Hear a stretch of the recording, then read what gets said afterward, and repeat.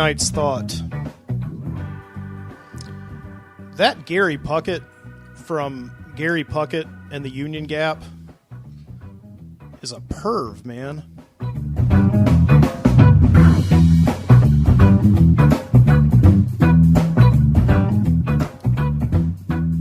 Yeah, I don't know if you've ever heard this song before. It's kind of impossible not to hear it. The song is called Young Girl, and then in parentheses, like they do in a lot of pop songs, Get Out of My Mind. Okay? Now, the title alone should tell you that you got to run away from this guy. Okay? But Gary Puckett and the Union Gap, they were a popular rock and roll band in the 60s and early 70s. They recorded such hits as Willpower. But the song, Young Girl, Get Out of My Mind, is always just stuck in me as yuck. And you never really hear people talk about it that much, which is odd. They don't really play it so much on the radio anymore because most of the radio stations have switched formats. You know, this used to play on the oldies station when I was growing up, and I would hear it all the time. But now the oldies is like 80s and early 90s music. I don't even think they play that on the terrestrial radio anymore. You have to have satellite radio and listen to like the 90s on 9 or something. But when I was in high school, I drove a 1990 Honda Accord, and one day I was backing this car out of the driveway, and I think I used to blame it on just the bad landscaping of my parents' house, but now I'm pretty sure, I was 16, I was a bad driver. I backed this thing into like a low-hanging branch, and it snapped off the antenna of my car. And from that moment on, I couldn't listen to any of the radio stations at all in Birmingham. All I could do is I had to listen to the oldie station. That's the only radio station I got loud and clear. And so my senior year of high school, I was driving around listening to oldies music, and that was my soundtrack in my senior year in high school. I had the same exact soundtrack when I was a senior in high school as my parents did when they were seniors in high school.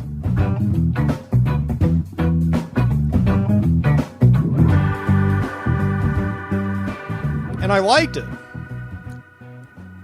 It was the first time I really got into music that was made before I was born, and first time I really heard the Beatles and the Rolling Stones, and first time I heard like the Animals, House of the Rising Sun, and that accident of my antenna snapping off when I was 16, 17 years old, however it was, informed my taste in a lot of pop culture, I guess, that I still carry with me today. And it's very difficult now, I would think, for teenagers to really discover media that was around before they were born. But anyway, that's beside the topic. Fortunately, it happened to me, and I'm glad that it did. But I would love this music, but I would always have to turn it off when that creepy Gary Puckett came on. And he started singing Young Girl, Get Out of My Mind. Here's the lyrics. All right, if you don't remember them, okay? Young girl, get out of my mind. My love for you is way out of line. Better run, girl. You're much too young, girl. With all the charms of a woman, you've kept the secret of your youth. You led me to believe you're old enough to give me love. And now it hurts to know the truth. Oh, beneath your perfume and makeup, you're just a baby in disguise. Yikes. With all the talk of canceling things like these days, like Splash Mountain and taking Gone with the Wind off of like HBO and all that, you don't hear anybody talking about canceling Gary Puckett and the Union Gap, but it may be a good idea for them to think about doing that.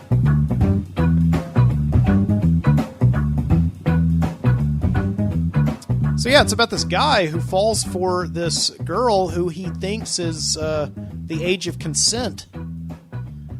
And something happens. I don't know what. Maybe he just realizes that she's not, or maybe he asks for her driver's license and she's not able to produce one. But then he's like, I got to get away before I go too far.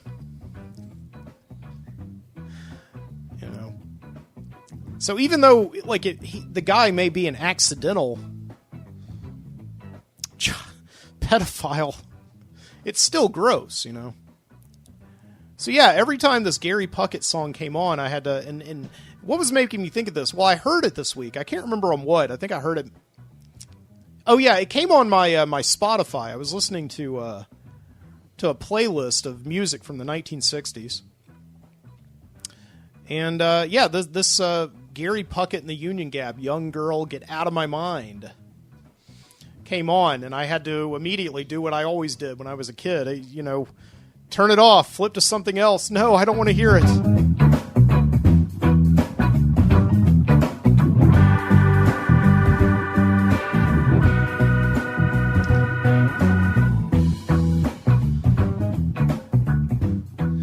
Well, from Birmingham, Alabama, this is Mike Moody. I'm your host for the Midnight Citizen Show. Yes, welcome in. It's good to have you. Got a great show for you tonight. This is something that we do every Saturday night here in the summer of 2020. The bummer summer of 2020, where everything just seems like it sucks. But hopefully this is one thing that doesn't.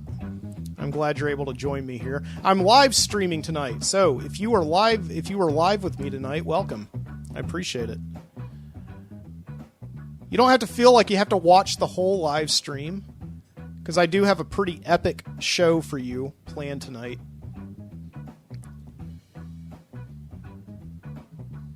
So if you have to duck out, go to bed, whatever, you got church in the morning, I totally understand. This live stream will be up for you on YouTube tomorrow, barring any technical difficulties, like there always seems to be spring up. But anyway. And of course, this is a podcast. It will be released in RSS form tomorrow evening on Sunday. But if you're here with me right now, live, welcome. Please feel free to comment. I can't check all the comments as they come in because it'll distract me. I'm horribly ADHD, but I will be happy to check them during the music breaks, of which we have one. During the moment where we take a pause and we take a trip down to the Video Street video store to watch some old videos of old. That was redundant. Yeah. And later on in the show, of course, we have another trip to Viscauga, Alabama, to read some tales from Viscauga, Alabama. That nice little place in an alternate reality not too long ago. Some good Southern Gothic fiction for you tonight at the end. So yeah, it's an epic show. I want you to stick around. Or don't. You can always come back later.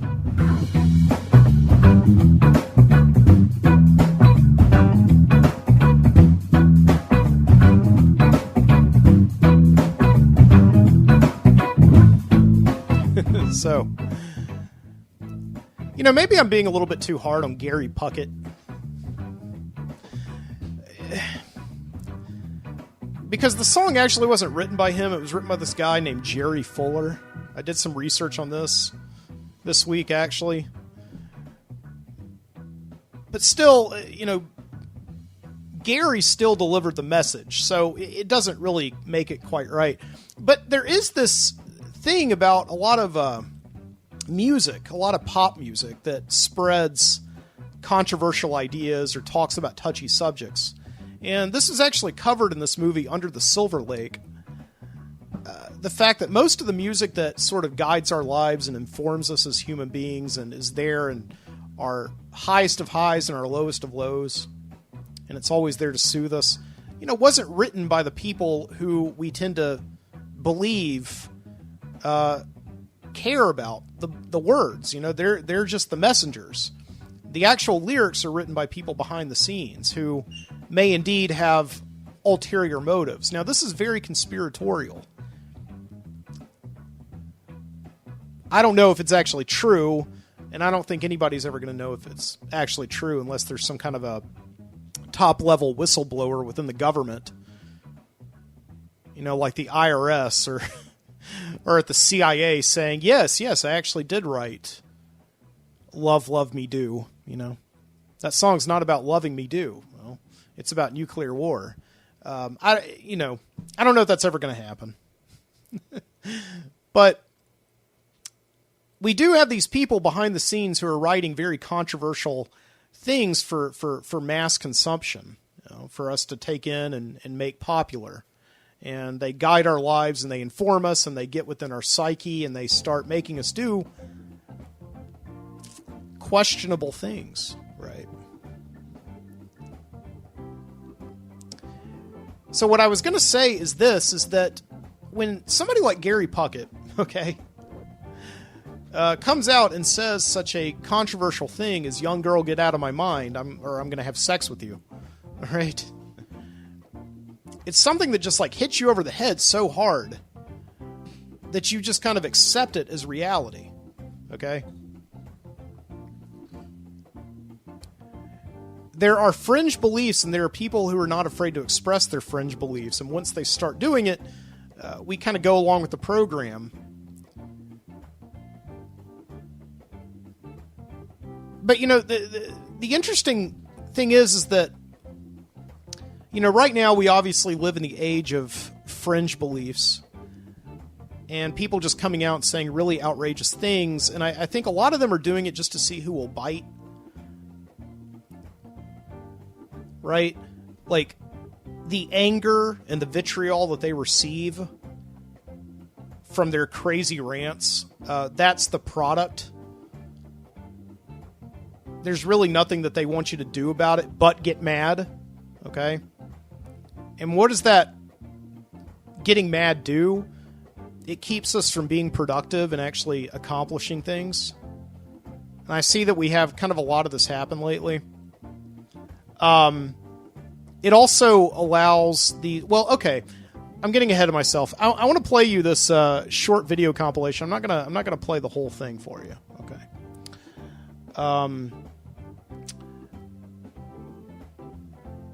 But I think it is interesting, okay?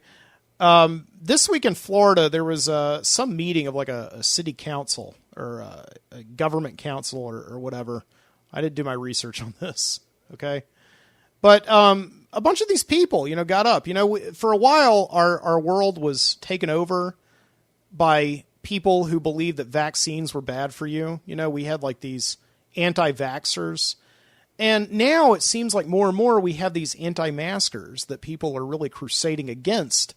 These are people who say that, wearing a mask's, they infringe on our freedoms or whatever. Okay? So, let me play this for a second. Gotta breathe. Thank you for your comments, ma'am. And they want to throw God's wonderful breathing system out the door. You're all turning your backs on it. In the beginning, God formed man out of the earth and breathed his breath in him, and he became a living soul.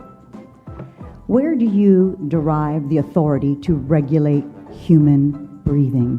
What you say is the political dogma that they're trying to shove down our throats on every commercial, in every store, and it's disgusting. Every single one of you that are obeying the devil's laws are going to be arrested. And you, doctor, are going to be arrested for crimes against humanity. Let me ask you all, do you believe you're God? Do you believe you can override God's divine plan for our lives? You're removing our freedoms and stomping on our constitutional rights by these communist dictatorship orders or laws you want to mandate. I love how they've got this, dopey, goofy music playing in the background to kind of diminutize these people. Human being that goes against the freedom of choice, okay? You literally cannot mandate somebody to wear a mask knowing that that mask is killing people. It literally is killing people. It says masks are not killing people and do not pose a health risk, but COVID-19 has killed 122,000 Americans. Every single one of you have a smirk behind that little mask, but every single one of you are going to get punished by God. You cannot You cannot escape God. You cannot escape God. I'm going to say that again. You cannot escape God, not even with the mask or 6 feet. Okay? 6 feet. All right. So, yeah, we've seen enough of that. I think you get the idea. Okay. So, this is a video that's obviously put out by people who want you to stay informed, who really, care about COVID-19 and the fact that it is a very real virus and obviously very dangerous. Okay. But they're doing it by not necessarily telling you what you can do or giving you information that progresses our knowledge. It's shining the light on these people who are just making these insane, outlandish arguments. They're ranting against. They're talking about how this is not what God wants. It's unconstitutional. It's going against our human rights to wear masks. And I think later on in the video, the woman rants against Bill Gates and 5G and all these other instruments of the devil. Okay. And obviously this is insane. I mean, there are people in the world who probably believe this, but what I was thinking as I was watching this video is, okay, so what? There are fringe people out there who are not afraid to get in front of a microphone and go into public and make these claims. What I was thinking is that we really have to be careful about giving these people a microphone and giving them power. Obviously, this is America, and I do believe in free speech, and everybody should be able to get a microphone. But this video has gotten quite a lot. Has gotten quite a lot of views. 445,900 views, and that's probably just on this site. It's probably been reposted. I've seen it pop up in several different Facebook feeds, this week, and it's there to make us see that these people are the enemies, and these people are out there and they walk amongst us, and it's dangerous to live in a world with these people. But I can't help but think that some of these people, and again, this is going to be incredibly conspiratorial, and I in no way subscribe to this at all. I'm just putting it out there because this has been done before. They could be plants, okay? We could be feeding into what they want to say because they're trying to get us to focus on the enemy rather than solutions. And there's this character in that novel Inherent Vice named Coy Harlingen. He's this rock musician. And the government took him and they faked his death, and then they took him and they planted him in all of these radical groups in California in the 1960s. And they said, okay, today you're going to go to the Nixon rally and you're going to get up on a table and rant against Nixon, and you need to make sure that all the television cameras see you, so that when the cops take you down, the radical groups who are watching television will be like, okay, he's legit. We want him for the Weather Underground, So now the government has somebody that they can plant into all of these radical leftist groups.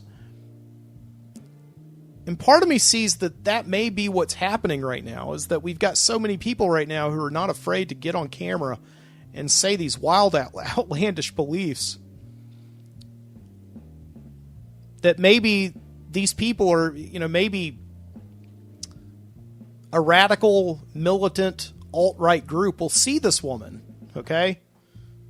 And I'll put it up here so you can see. No, that's wrong. We'll see this woman right here. And they'll be like, okay, get me that woman. Get me that woman who hates Bill Gates. She's all right.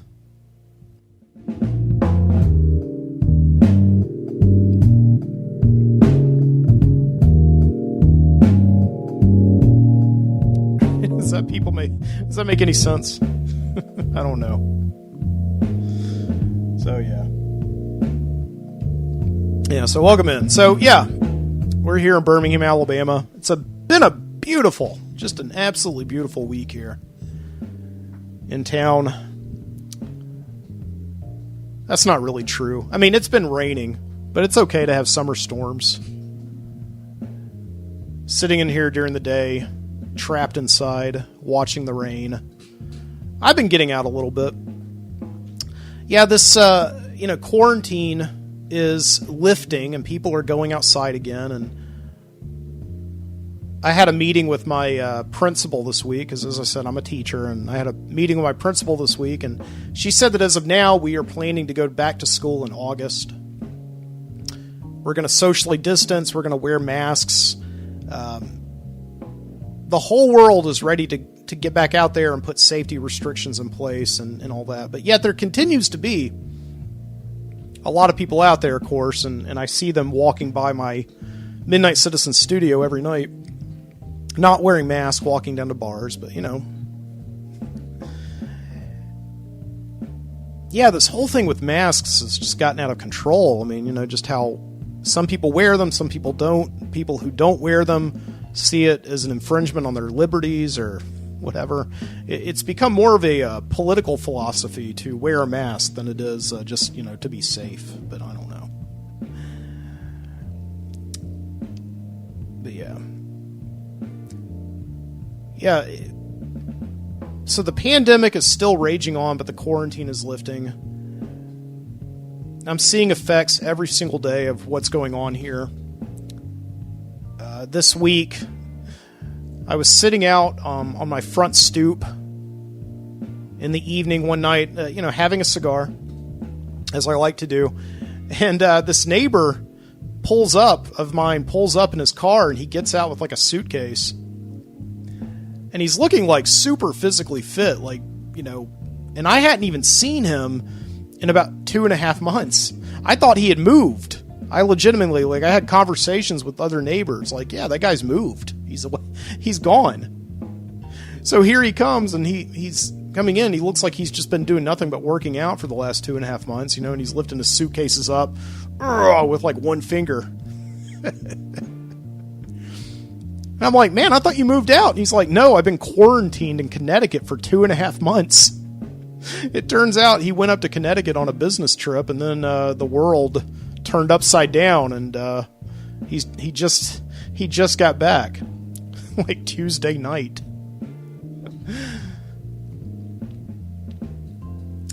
And then the next morning, I was sitting back out on that front stoop, having myself a cup of coffee and reading a book. And this old guy, this old elderly man, just is walking up and down the street. I'd never seen him before on my street. I usually see the same people walking by every day,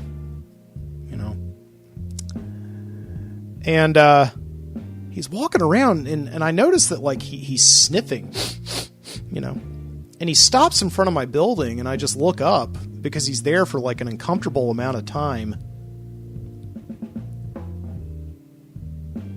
And he looks at the building across the street from me. He's like a little Ichabod Crane, his nose is just going crazy. And then he turns toward me in my building, and he's like, he looks up to the heavens, or up at the 3rd floor where I have a neighbor who lives there, and he's a pothead.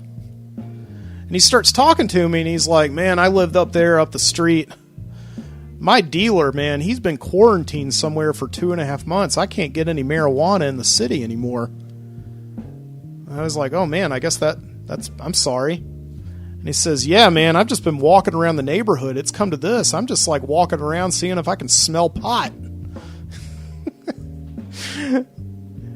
And apparently what he's been doing is just walking from building to building, just trying to hone in on that pot smell. And I guess his plan was just to knock on the door of where he smells the pot and just ask if he can get on this. I don't know.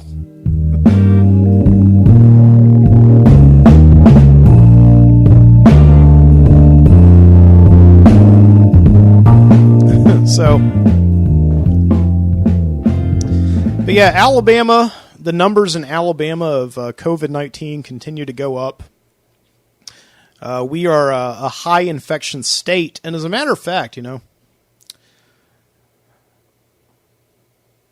know, this is the summertime. And as I've talked about multiple times in the show, usually in the summer, I like to, I like to go on vacation with my wife. It's somewhere we go every single year. Last year we went to Niagara Falls.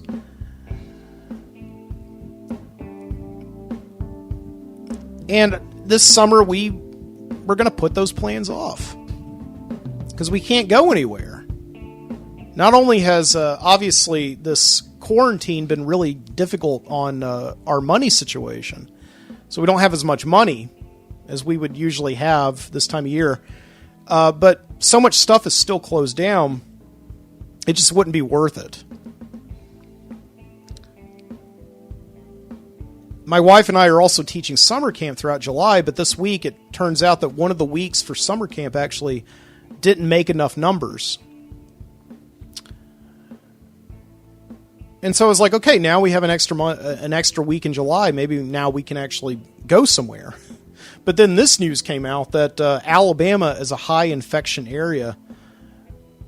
Many states that you can even travel to are requiring people from high infection areas to self-quarantine for 14 days.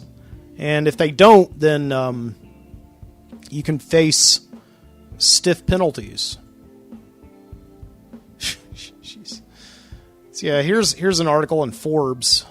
Like Connecticut.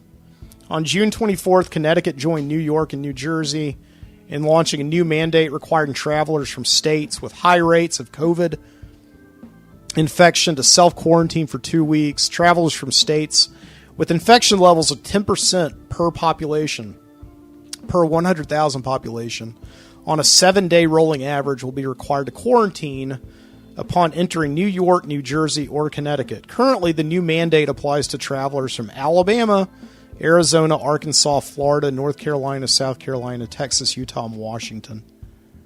Jeez. So yeah, I can't go into any of those places. New York, New Jersey, Connecticut. I can't go to Connecticut and see like the Berkshires. Or New York and see... Yeah, there's nothing in New York. No. I can't go to New Jersey and see like the birthplace of the drive-in theater. Can't do any of that. Can't go to Kansas. It says if you step foot in Alabama, Arizona, Arkansas, or Maryland, you need to 14 days self-quarantine when you get to Kansas. God dang it. I was going to go to Topeka. Can't go to Maine. I can't go see Stephen King up in Maine. Earlier this month, the Pine Tree State rolled out a brand new initiative that offers visitors a choice. I thought Alabama was the Pine Tree State. We have like the longleaf pine here. Oh well. Self-quarantine for 2 weeks. Adults who receive a negative COVID-19 test within 72 hours of arrival can forego the 14-day quarantine upon arrival in Maine. Okay, so that's good. So you get to Maine, you take a test, you wait 3 days, and then you can go see Stephen King. New Hampshire, can't go to New Hampshire. I don't know what there is to do in New Hampshire. Can't go to New Mexico. I can't see the Alamo. Can't go to Rhode Island and see where they filmed Dumb and Dumber. So yeah. I mean, basically, we're trapped here in Alabama.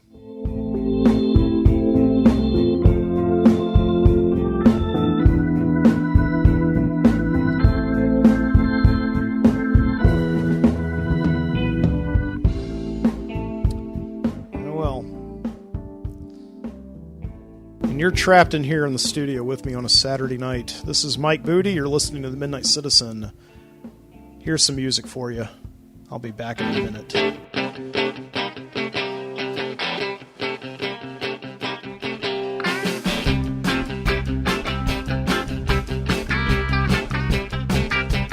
here I am. I'm busted down in Lufkin. Just across that Louisiana line. My baby's waking up in Morgan City, and I'm stuck in these East Texas pines. Had a cup of coffee in her cafe, hoping that it might ease my mind. Headed out for Abilene, but only made it halfway. I'm stuck in these East Texas pines. Wish you missed me, well, I don't know. But when I get on track, I ain't looking back. Gonna take these wheels and roll. Maybe I can find someone to help me. Maybe I can make up for lost time. But everybody's in church on Sunday, and I'm stuck in these East Texas pines. All right, Ian, come on now.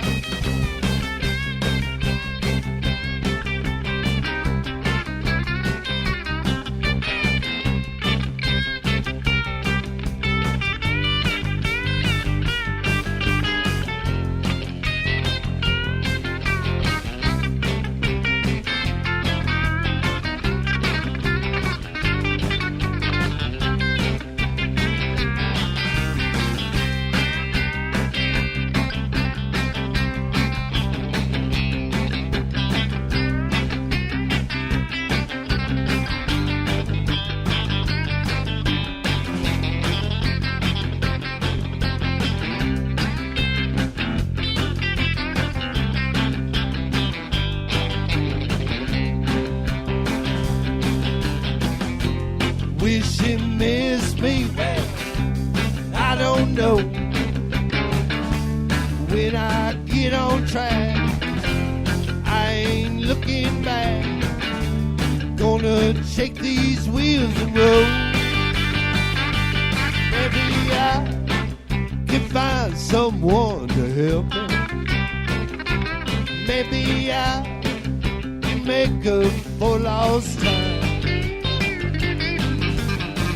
But everybody's in church on Sunday, and I'm stuck in these East Texas pines.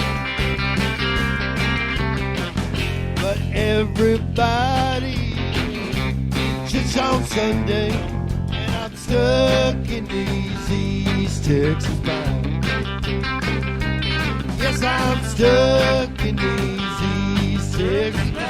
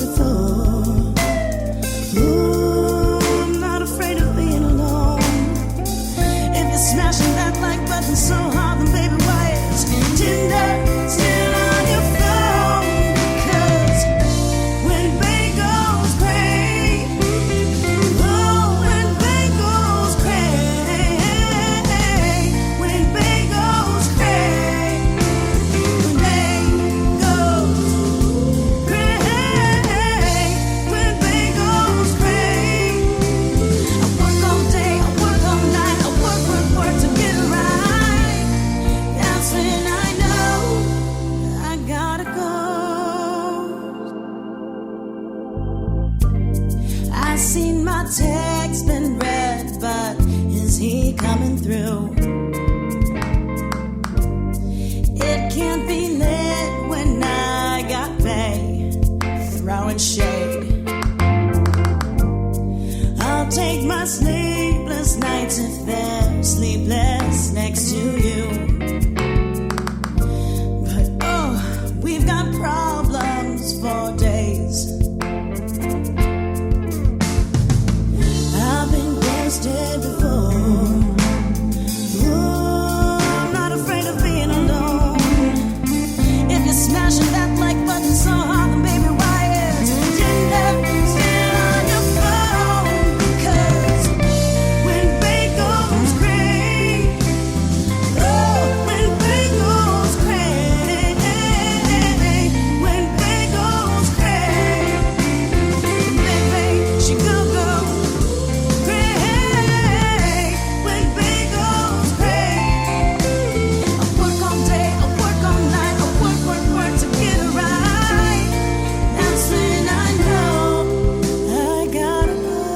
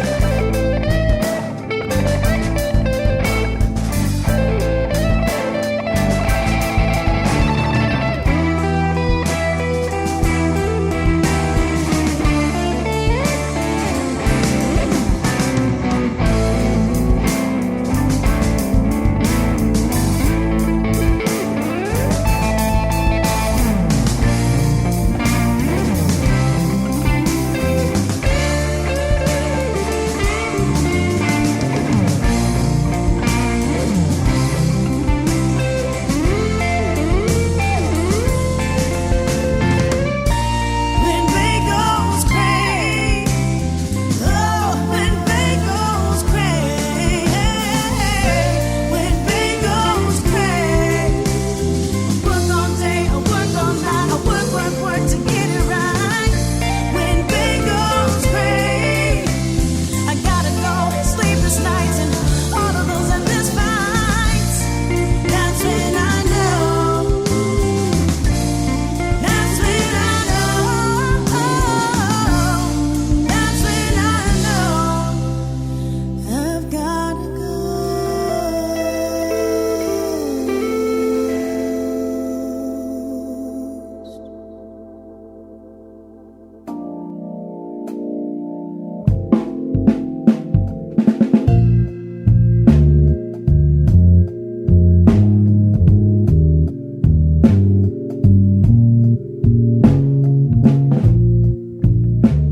I'll do a toast. I did this toast last week, and I messed it up, so I'm going to try and do it right this week. I'm drinking some whiskey here. I'll give you a second to do the same. Pour yourself a glass. Okay, second's over. All right. You could pause me. Okay, now unpause me. All right. Here it goes. To my lovers and all my sweethearts, may they never meet. That a boy, Luther.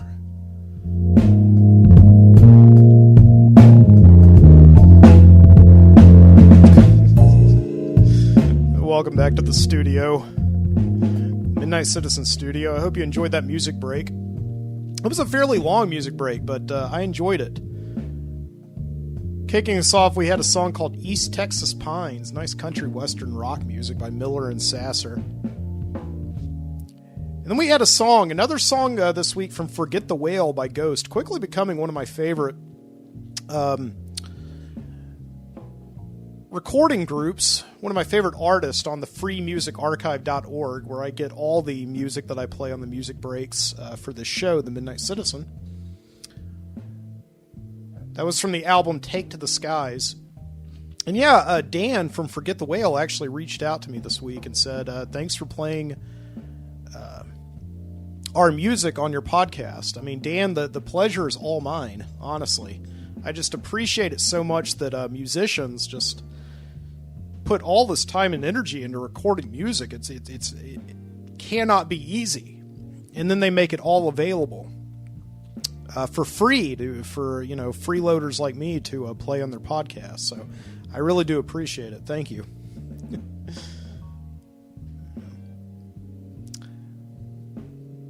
So I want to remind you, once again, the Midnight Citizen show tonight is live streaming. If you missed the live stream, you can catch it on YouTube. It is up there now, barring any technical difficulties. I do have some people listening to me live right now. Looks like I have about 4 people. I think one of those is actually myself, because I've got it tuned in on a monitor here. But I do have, they are talking to me, though. We've got Paul. Shout out to Paul. Paul is watching the show on his television right now. He's watching it on his mammoth 65-inch screen with surround sound. So here's a little gift for you, Paul. Pow! Once again, I did that to him in the pre-show. But anyway, if you're still watching, and you're not falling asleep yet in a haze of whiskey and cigar smoke, I'm glad you're joining me with Paul. And I know where Paul is right now. He was very gracious. He and his wife were very gracious to host me this week at their house. Paul had listened to some of my recent shows and reconnected with me. We used to work together years ago. And went over to his house, and we had some cigars, and he just gave me an uncomfortable amount of Maker's Mark, but it was all very appreciated. So it's good to have you tonight. And of course we have Steve, who's listening also, who is saying some interesting things. When I was talking about Gary Puckett and the Union Gap just a few minutes ago, Steve, he was listing all these other songs about underage courting. There was a song he mentioned by Kiss called Christine 16. And then a song by Winger.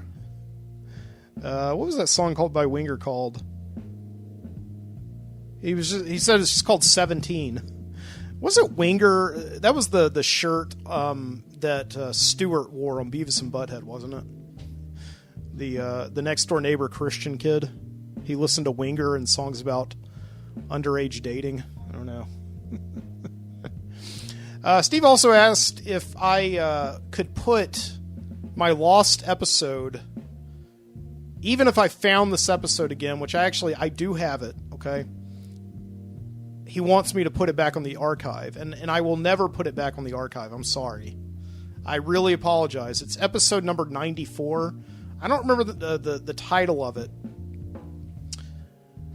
But yeah, that episode is where I went. It's from a very dark week in my life where I was facing this time where I had just lost a job. And I was in a very bad place, and I said a lot of things on that episode that I regretted.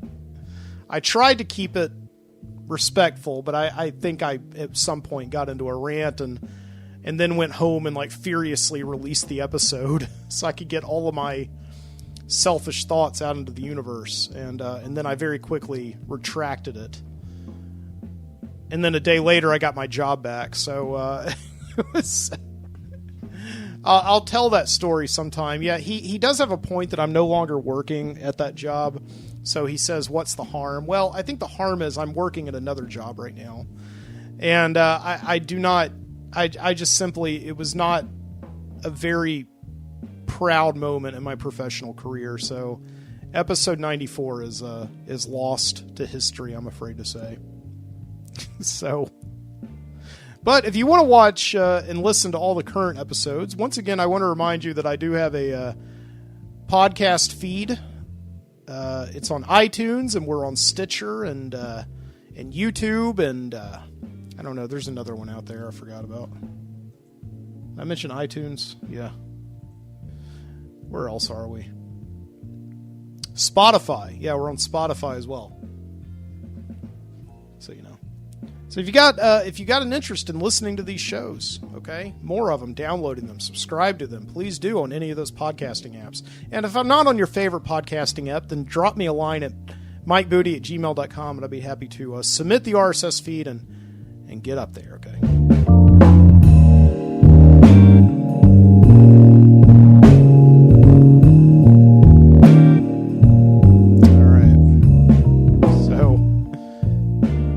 Update from last week. Last week I talked a lot about nostalgia, okay? And how I feel like it is an impossibility to go home again. As that big bad Tom Wolfe once said. Tommy Wolfe, okay? Tommy Wolfman. Can't go home again. Why can't you go home again? Because you're not welcome there. At some point, you have to stop looking to the past. You got to let the memories be the memories, and that's it. My wife and I this week were watching Wet Hot American Summer 10 years later, which Wet Hot American Summer is a show. It's a movie that came out about 20 years ago about these kids at summer camp. It's very over the top and very silly and very spoofy.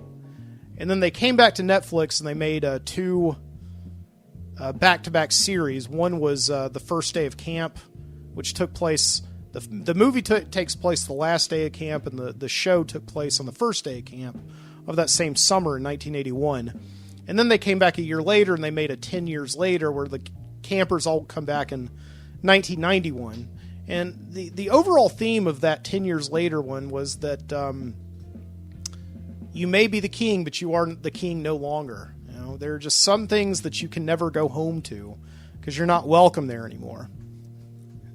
And you got to let the memories be the memories and the past be the past. And this week, I had one day where I went home again. Not to my parents' house, okay? I'm not talking about that. I was out doing food delivery one day just to get out of the house and make a little bit of extra money. And I ended up in Trussville, Alabama, which is, it's not that far from where I live, but it's far enough from where I want to be. You know what I mean? Because sometimes you take a food delivery with some of these apps. I was working for Postmates, and they'll send you way out there to nowhere. So I ended up in the middle of Trussville.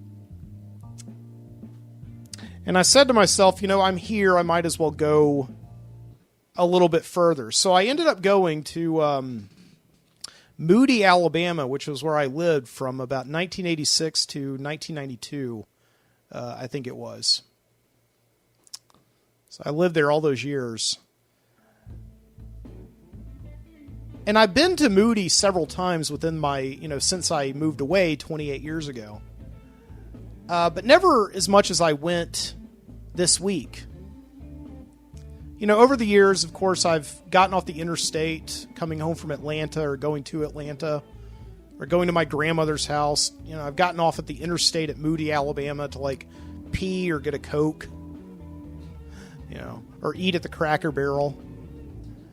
But this time I actually went into Moody and I drove by and I saw all of these old places that it's like time stood still in Moody.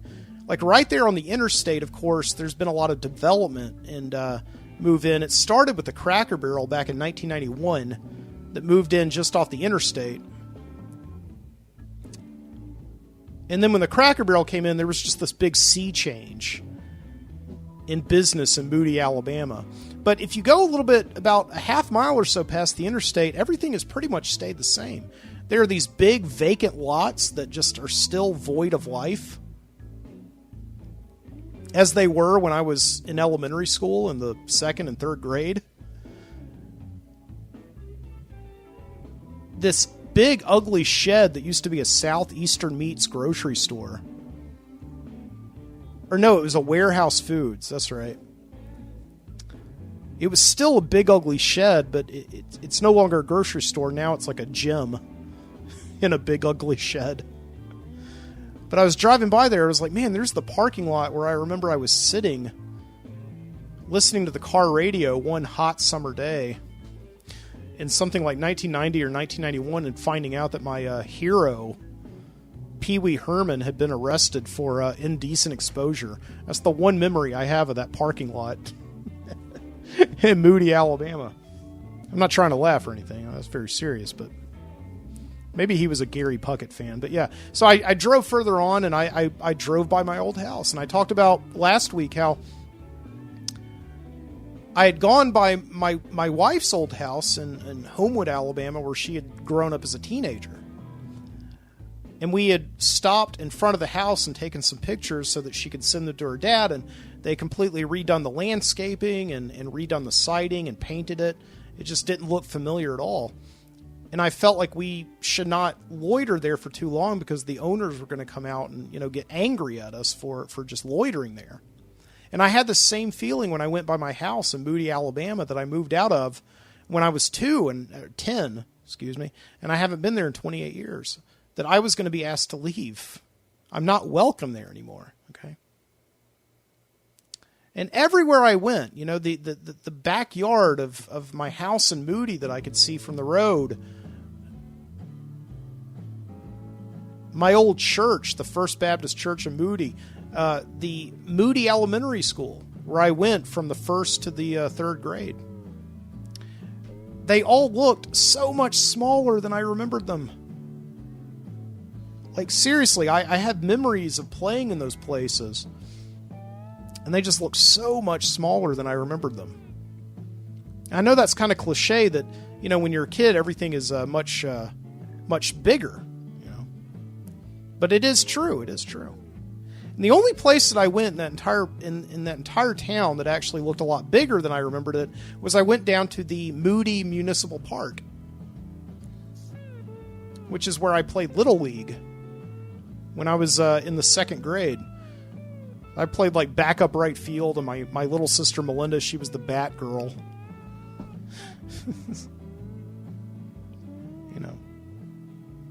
And so I went down there, and it was a rainy day, and I got out, and the rain wasn't falling that hard, and I went to the dugout, and I sat in this dugout and just looked around, and I was like, I have not sat in this space, in this spot in 28 years, I just wanted to kind of sit there and see what memories it would conjure up. And then I looked around, and I remembered all these things that I haven't thought about in so long. I looked at the other dugout, and I remembered my friend John Messner had come out of that thing during a game, and he was so excited to get up to bat that he was running up to the batter's box, and he was so excited that he didn't see that the guy was swinging, doing practice swings in the on-deck circle. That little circle where you go and you practice your swings before you actually get in the batter's box. And this son of a bitch brought his bat back without even looking, and John without even looking, and just smacked my friend John Messner in the teeth. And just blood went everywhere. That poor little 7-year-old kid was just on the ground crying for his mom, I remember in that dugout, that was the first place that I ever shot somebody the bird, even though I didn't know it yet. I think I was like using my middle finger to point to something. And a friend of mine said, "Mom, he's shooting me the bird." And I got in trouble, and I didn't even know why. Just all these memories started coming up, And it started to feel dangerous that I was remembering all these things. And,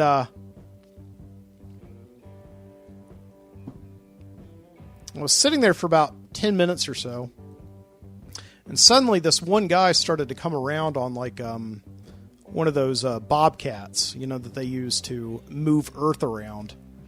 And he was looking at me, and I was feeling suspected because I was a grown man sitting in the dugout of a Little League baseball diamond, So I wasn't welcome there anymore. So I picked up my stuff and got in my car, and I went home.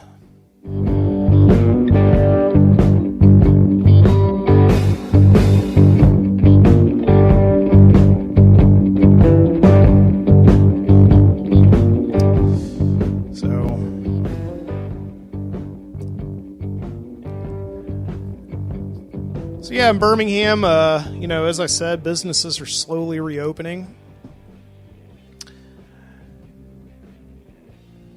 But it is sad, though, because a lot of things that future people of Birmingham are going to be nostalgic about. A lot of things did not make it through the crisis.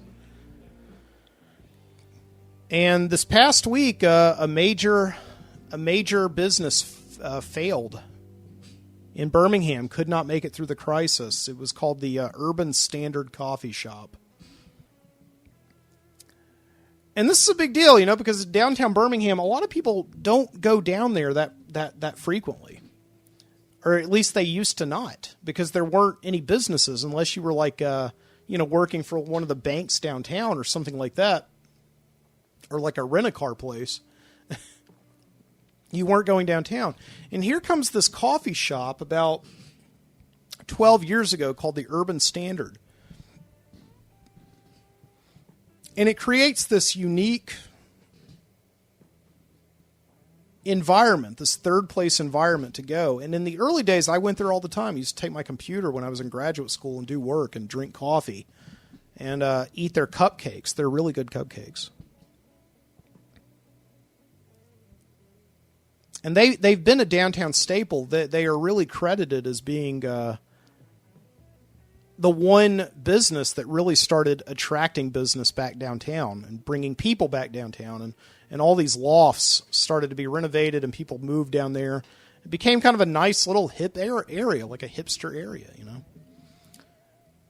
And so I was sad last week when I found out that Urban Standard had closed down. They could not make it through the coronavirus crisis.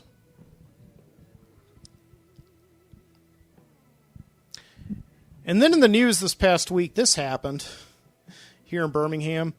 There is this building in Southside in the 5 Points neighborhood, which is about 6 or 7 blocks from me. I can probably start walking there right now. I'd be there in 10 minutes. And, it's this business district, and in the 90s, it was where the 5 Points Music Hall was, and this place called The Break, which was like this pool hall, and, it attracted basically college students from UAB as well as just, people from the suburbs or whatever who wanted to come into the big city, for a night on the town, play some games and smoke some cigarettes. And, I do remember going into some of those places back before they banned smoking indoors in Birmingham years ago. And, there were just cigarette butts all over the ground and, But they've renovated this one building called the Woolworth Building, which I guess is where Woolworths used to be. I don't know. I didn't know that there were any Woolworths in Birmingham ever.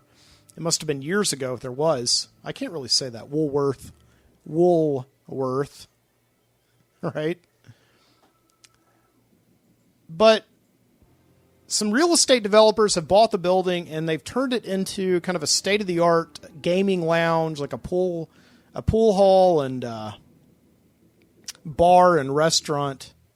And they came under fire because in this time where businesses are just so thankful to make it through a tough time, here's this building that came along, this restaurant that came along and started telling people in strict putting this really tense and strict dress code in place.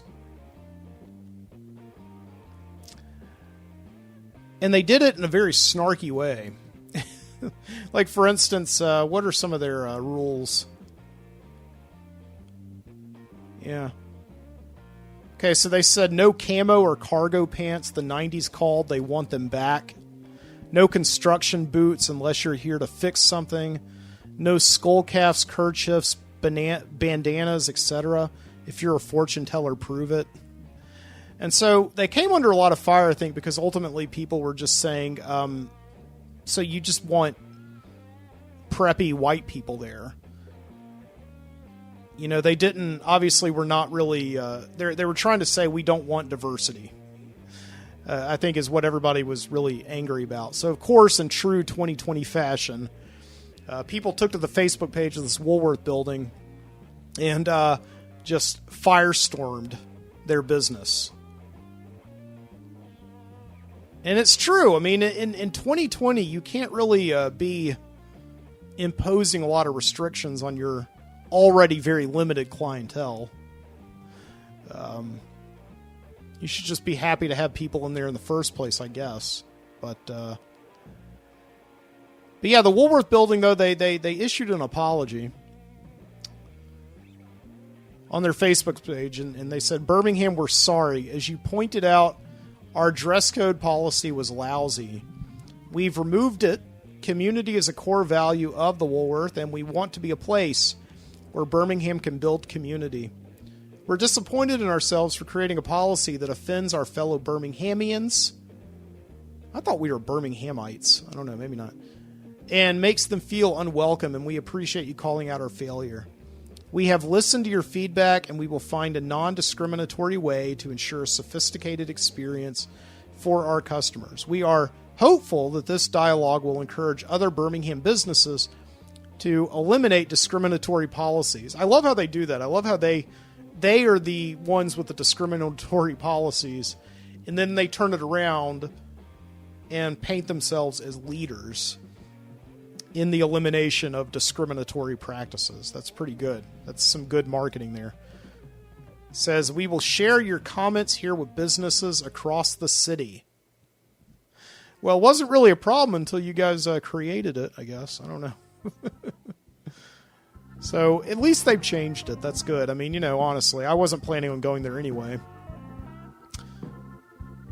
Because I don't like paying, full price for a shot of whiskey when I can get, a bottle of it myself and drink alone.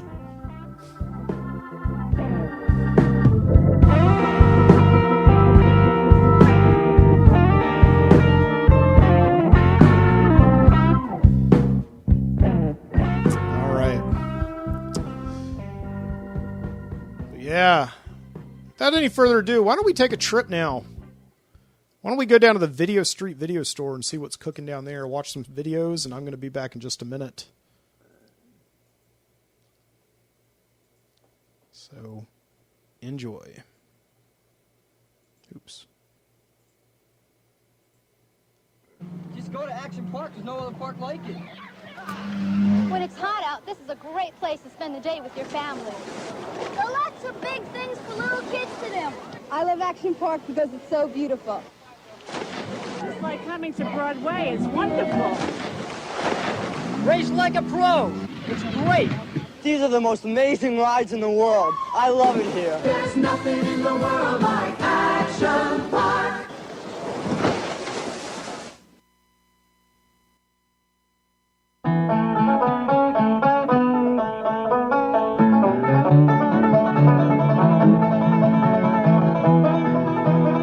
This is Ronnie Cox.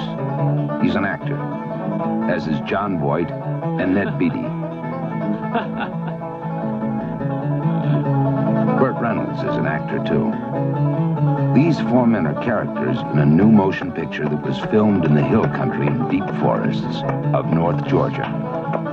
The movie is adapted from James Dickey's powerful best-selling novel, Deliverance. And John Borman, the director of the film, tells how they shot it. The only way we could shoot this picture, because of the problem of access to this river, was that we would put equipment onto jeeps and we bumped out across little forest tracks for maybe 2 hours till we get down to the river. And then we'd take the 4 actors in 2 canoes and maybe 4 guys, me, the cameraman, and assistant cameraman, a couple of grips in 2 little rubber boats, and we'd start down the river.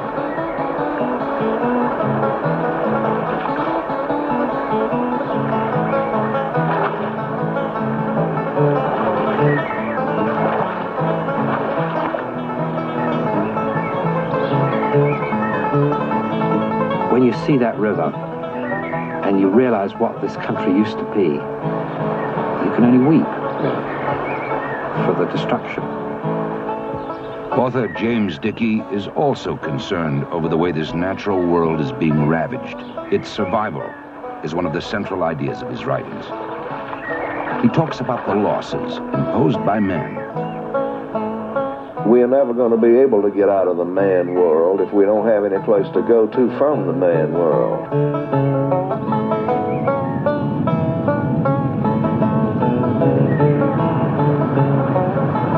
That's why we need these rivers and streams and creeks and woods and mountains. You need to be in contact with nature as it was made by something else than men.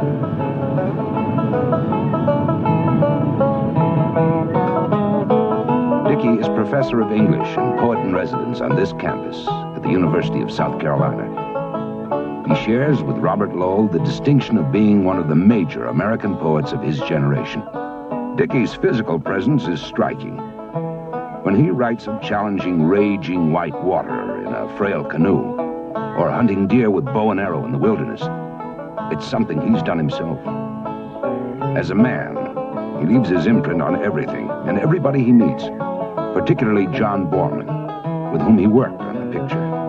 Well, let me tell you about James Dickey, because this man is one of the most extraordinary, outrageous, impossible, brilliant men you could ever hope to meet. His reputation on the campus is of a stimulating and outrageous teacher, a great reader of his own poetry, a man who can galvanize 1,000 students, make a poetry reading seem like a pop concert.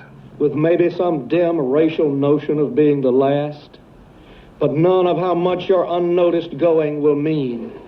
How much the timid poem needs the mindless explosion of your rage, the glutton's internal fire, the elk's heart in the belly sprouting wings, the pact of the blind swallowing thing with himself to eat the world, and not to be driven off it until it is gone, even if it takes forever. I take you as you are, and make of you what I will, skunk bear, carcajou, bloodthirsty non-survivor. Lord, let me die, but not die out. Another theme of James Dickey's is man testing himself against nature and discovering forces inside himself he never knew existed. And this is the idea of his story, deliverance. Putting those kind of experiences on film became a tough, bruising job for the four actors. How rough is told by the director. It was a big physical commitment because these actors, in order to get the veracity that was so important to the story, and it was an intensely dangerous situation, they gave that total commitment.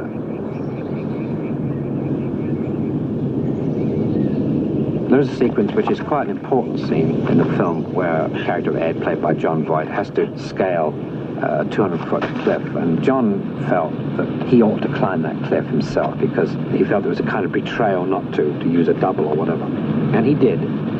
In the film, the men are caught in a harrowing bind, trapped between the wild rapids and a killer lurking out of sight. To reach him, Ed has to draw on strengths he didn't know he had, or he and his friends will not survive.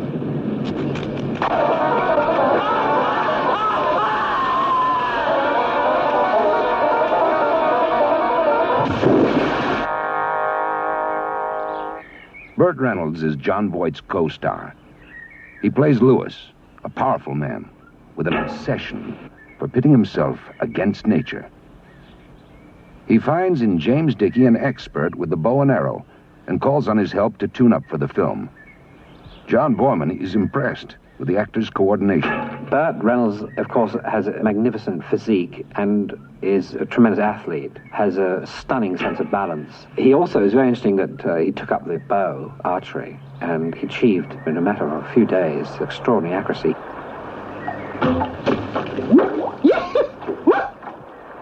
Those who know Dickey see much of him in each of his four characters. I love the woods and I love wild nature. I think any human being enjoys being where he likes to be.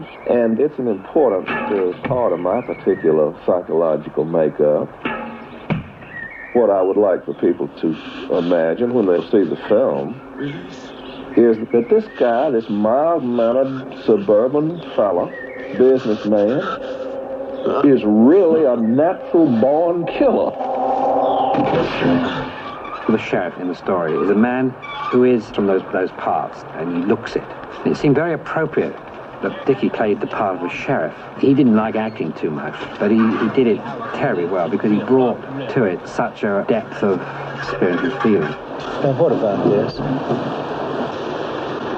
Look, Sheriff, we've been through quite a lot. I don't know what's wrong with your man there.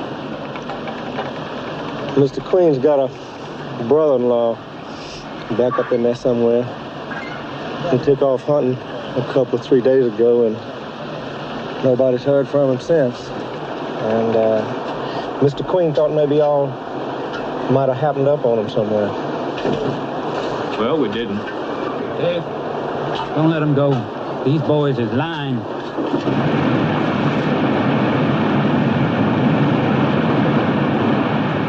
Each day, the company worked their way down the Chattooga River, shooting until they reached the main body of the crew, miles downstream.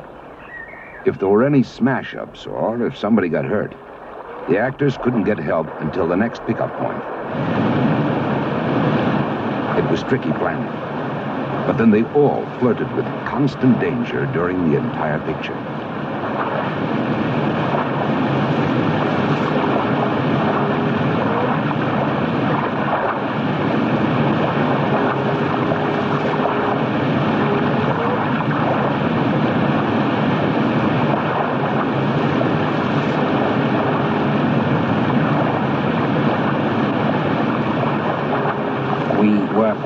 Picture without insurance because no insurance company would insure us against the kind of risks that they were taking. But they did it, and it gives the film and it gives their performances a quality which couldn't otherwise have been achieved.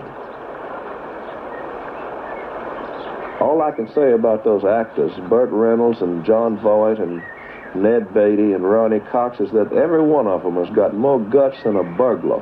They'll try anything, and they've been beat up and banged around on those rocks. These guys really believe in this, and they're so deep into the parts that they'll take on anything. Any part of the river, any rapids, Woodall Shoals, Sock and Dog, any of those places. Drew! Drew, what's the matter? Louis, I'm going to pull off to the side. There's something wrong. No, go on!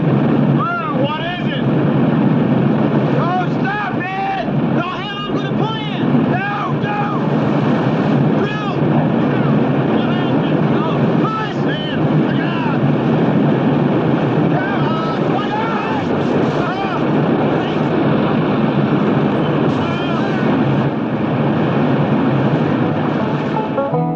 During the course of the making of this film, I had what I can only describe as a turbulent relationship with James Dickey, and a bruising one. I think that I can say that I went 15 rounds with a champ and I'm still on my feet, and so is he. I'd much sooner have a row with James Dickey than I would a friendly conversation with most other people. Out of this relationship between James Dickey and John Borman has grown the motion picture, Deliverance.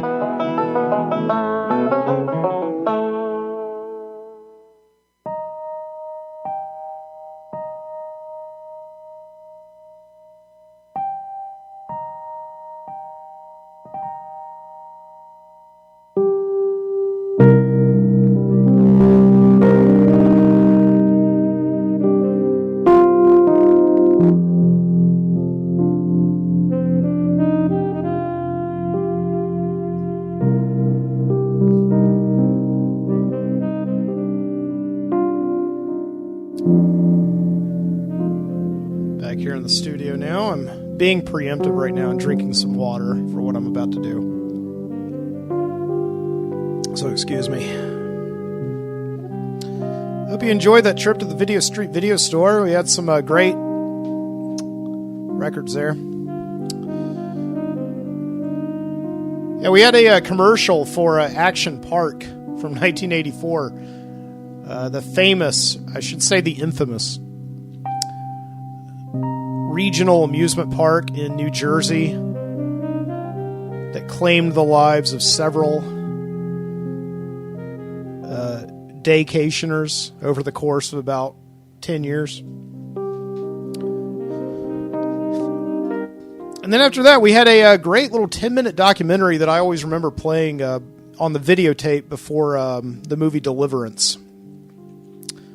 Just a fantastic short subject on one of my favorite movies of all time. And interviewing James Dickey, the author of one of my favorite books of all time, which is Deliverance. I love that book. It's great. Whee!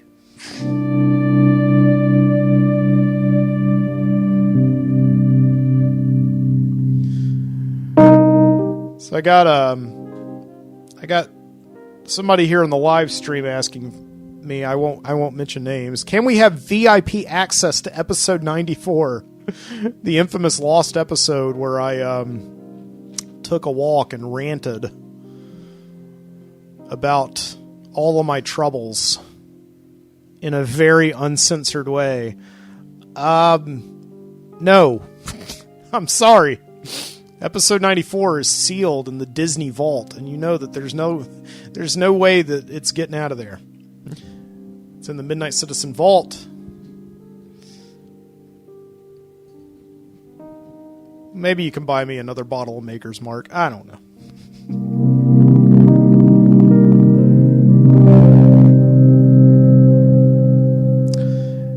And with all that being said, let's head on down to Viscauga, Alabama right now, along the banks of the Cahaba River. It's been a radical week down there. This week saw the solstice, the official beginning of summer in Viscauga, and everywhere else for that matter. But in Viscauga, it's palpable. In fact, if you're one of the travelers who see the exit for this tiny town on the interstate, and you take the exit ramp for a quick pit stop at Larry Venture's Midnight Oil gas station, you can smell summer in the air. That's because on every afternoon of every summer solstice since before even the old boys can remember, there's been an informal convention of wood-burning grills and pit barbecues down at Hollis's Landing. This is a clearing in the brush about a quarter of a mile from Larry Venture's place, with a natural ramp of earth into the river where folks can dip in their canoes and inner tubes. Yes, the smell of the meat sizzling and the pork tenderizing is so strong it overpowers the fumes of the gasoline going into your tank, and the smoke drifts by in such thick, slow streams that you can reach out and write your name in it with your finger. Nearly the whole town is welcome at the summer solstice smoker, and if you wanted to add a small detour to your summer journey through Alabama and head down to Hollis's Landing, you'd be welcome too. And after you've had your fill of barbecue and good company at the riverbank, maybe you'll decide to venture a little further on from the interstate, down Route 78, and see a little more of what this town is about in this little season. In the early evening, it welcomes you with a pristine wooden sign, complete with American flags and bunting. Viscauga, USA, welcomes you. Lionel Kirchhoff, Mayor. Come with nothing, leave with friends. Coming down Stanton Street, the main business thoroughfare of the town, you see that life is well and profitable. The businesses are trafficked, but not overflowing. They are steady in their clientele, and the customers seem to know just when to exit so more can enter, and the owners inside can have plenty of time to repeat the process of good service with sincere conversation and a smile. You see Hetty Jean Holy's Curiosity Shop, complete with window shoppers browsing the storefront, which is cluttered with antique Schwinn bicycles, old wall-mounted rotary phones, and ancient tools of the Depression-era wife. The washboards and butter churners and pedal-operated Singer sewing machines. These things used to serve a live-or-die purpose in the household, but now the people buy them from Miss Holy for rustic decoration. And you see Bill Owen's hardware store and the old-timers on the bench out front watching the day pass into night. And you see Jamie Culliver's Ice Palace sitting on the corner of Stanton Street and High Boulevard, which is in the twilight of early evening, packed with sweet tooths of all ages. The families crowd the patio, the children chase each other around, and the teenagers sit in their cars at the drive-in menus, making promises they're sure they'll never break. Here at Jamie Culliver's, you may decide to park and join them all. Even though the day is going and you really need to be on your way, you are compelled now to play a part in this town's nightlife. You are now a part of its history. So you grab 2 scoops of moose tracks and a waffle cone and walk back down Stanton Street the way you came, looking in the windows and browsing the storefronts you missed on your drive-in. You see the quiet interior of Doris Reynolds' Jot Shop, a stationery store, and the madness of Eugene Lutz's Toy and Hobby, where a tall, nervous man in glasses shouts at the kids without parents who storm the store, sampling the merchandise and dripping great gobs of ice cream from Jamie Culliver's Ice Palace on the floor. And you see a man in a green blazer shaking the hand of a man in overalls inside a Pete Purcell's insurance office. A woman shuffles around behind them, turning off lights, as it must be the last policy of the day. It's all very peculiar, you may think, to be in a town where the stores are branded by the names of their owners. Where else in the world does this happen in such uniformity? It's as if Viscauga is a town not of concrete and commerce, but of ownership. If something goes wrong in one of these stores, say a deal is broken or a contract is not satisfied, one knows who to hold accountable because it is unthinkable to conduct business any other way. It all seems to be working.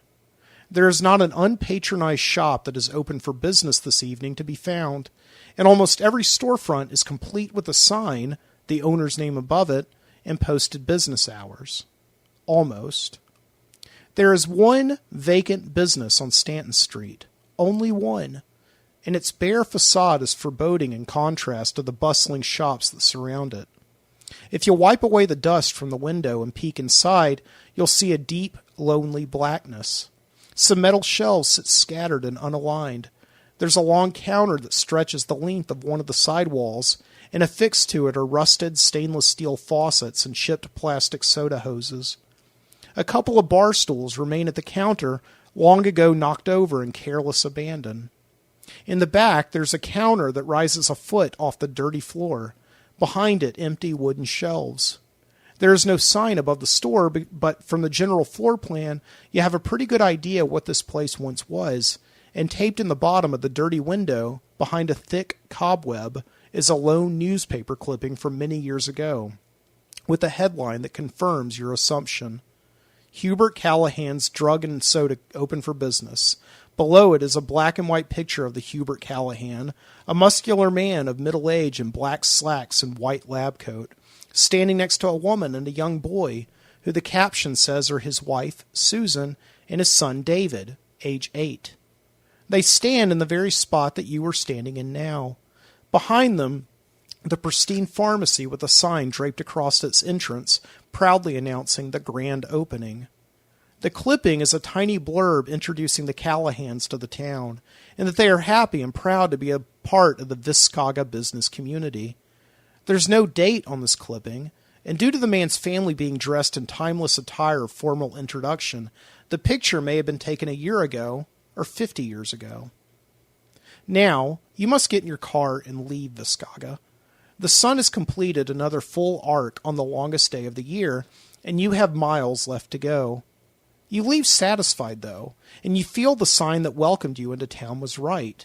You left with friends. You may not know their names, but they certainly smiled at you and welcomed you in as one of their own. They didn't treat you as a tourist and confine you to certain areas like other places. No, you walked among them, and for one small instant, you became a part of the town's history.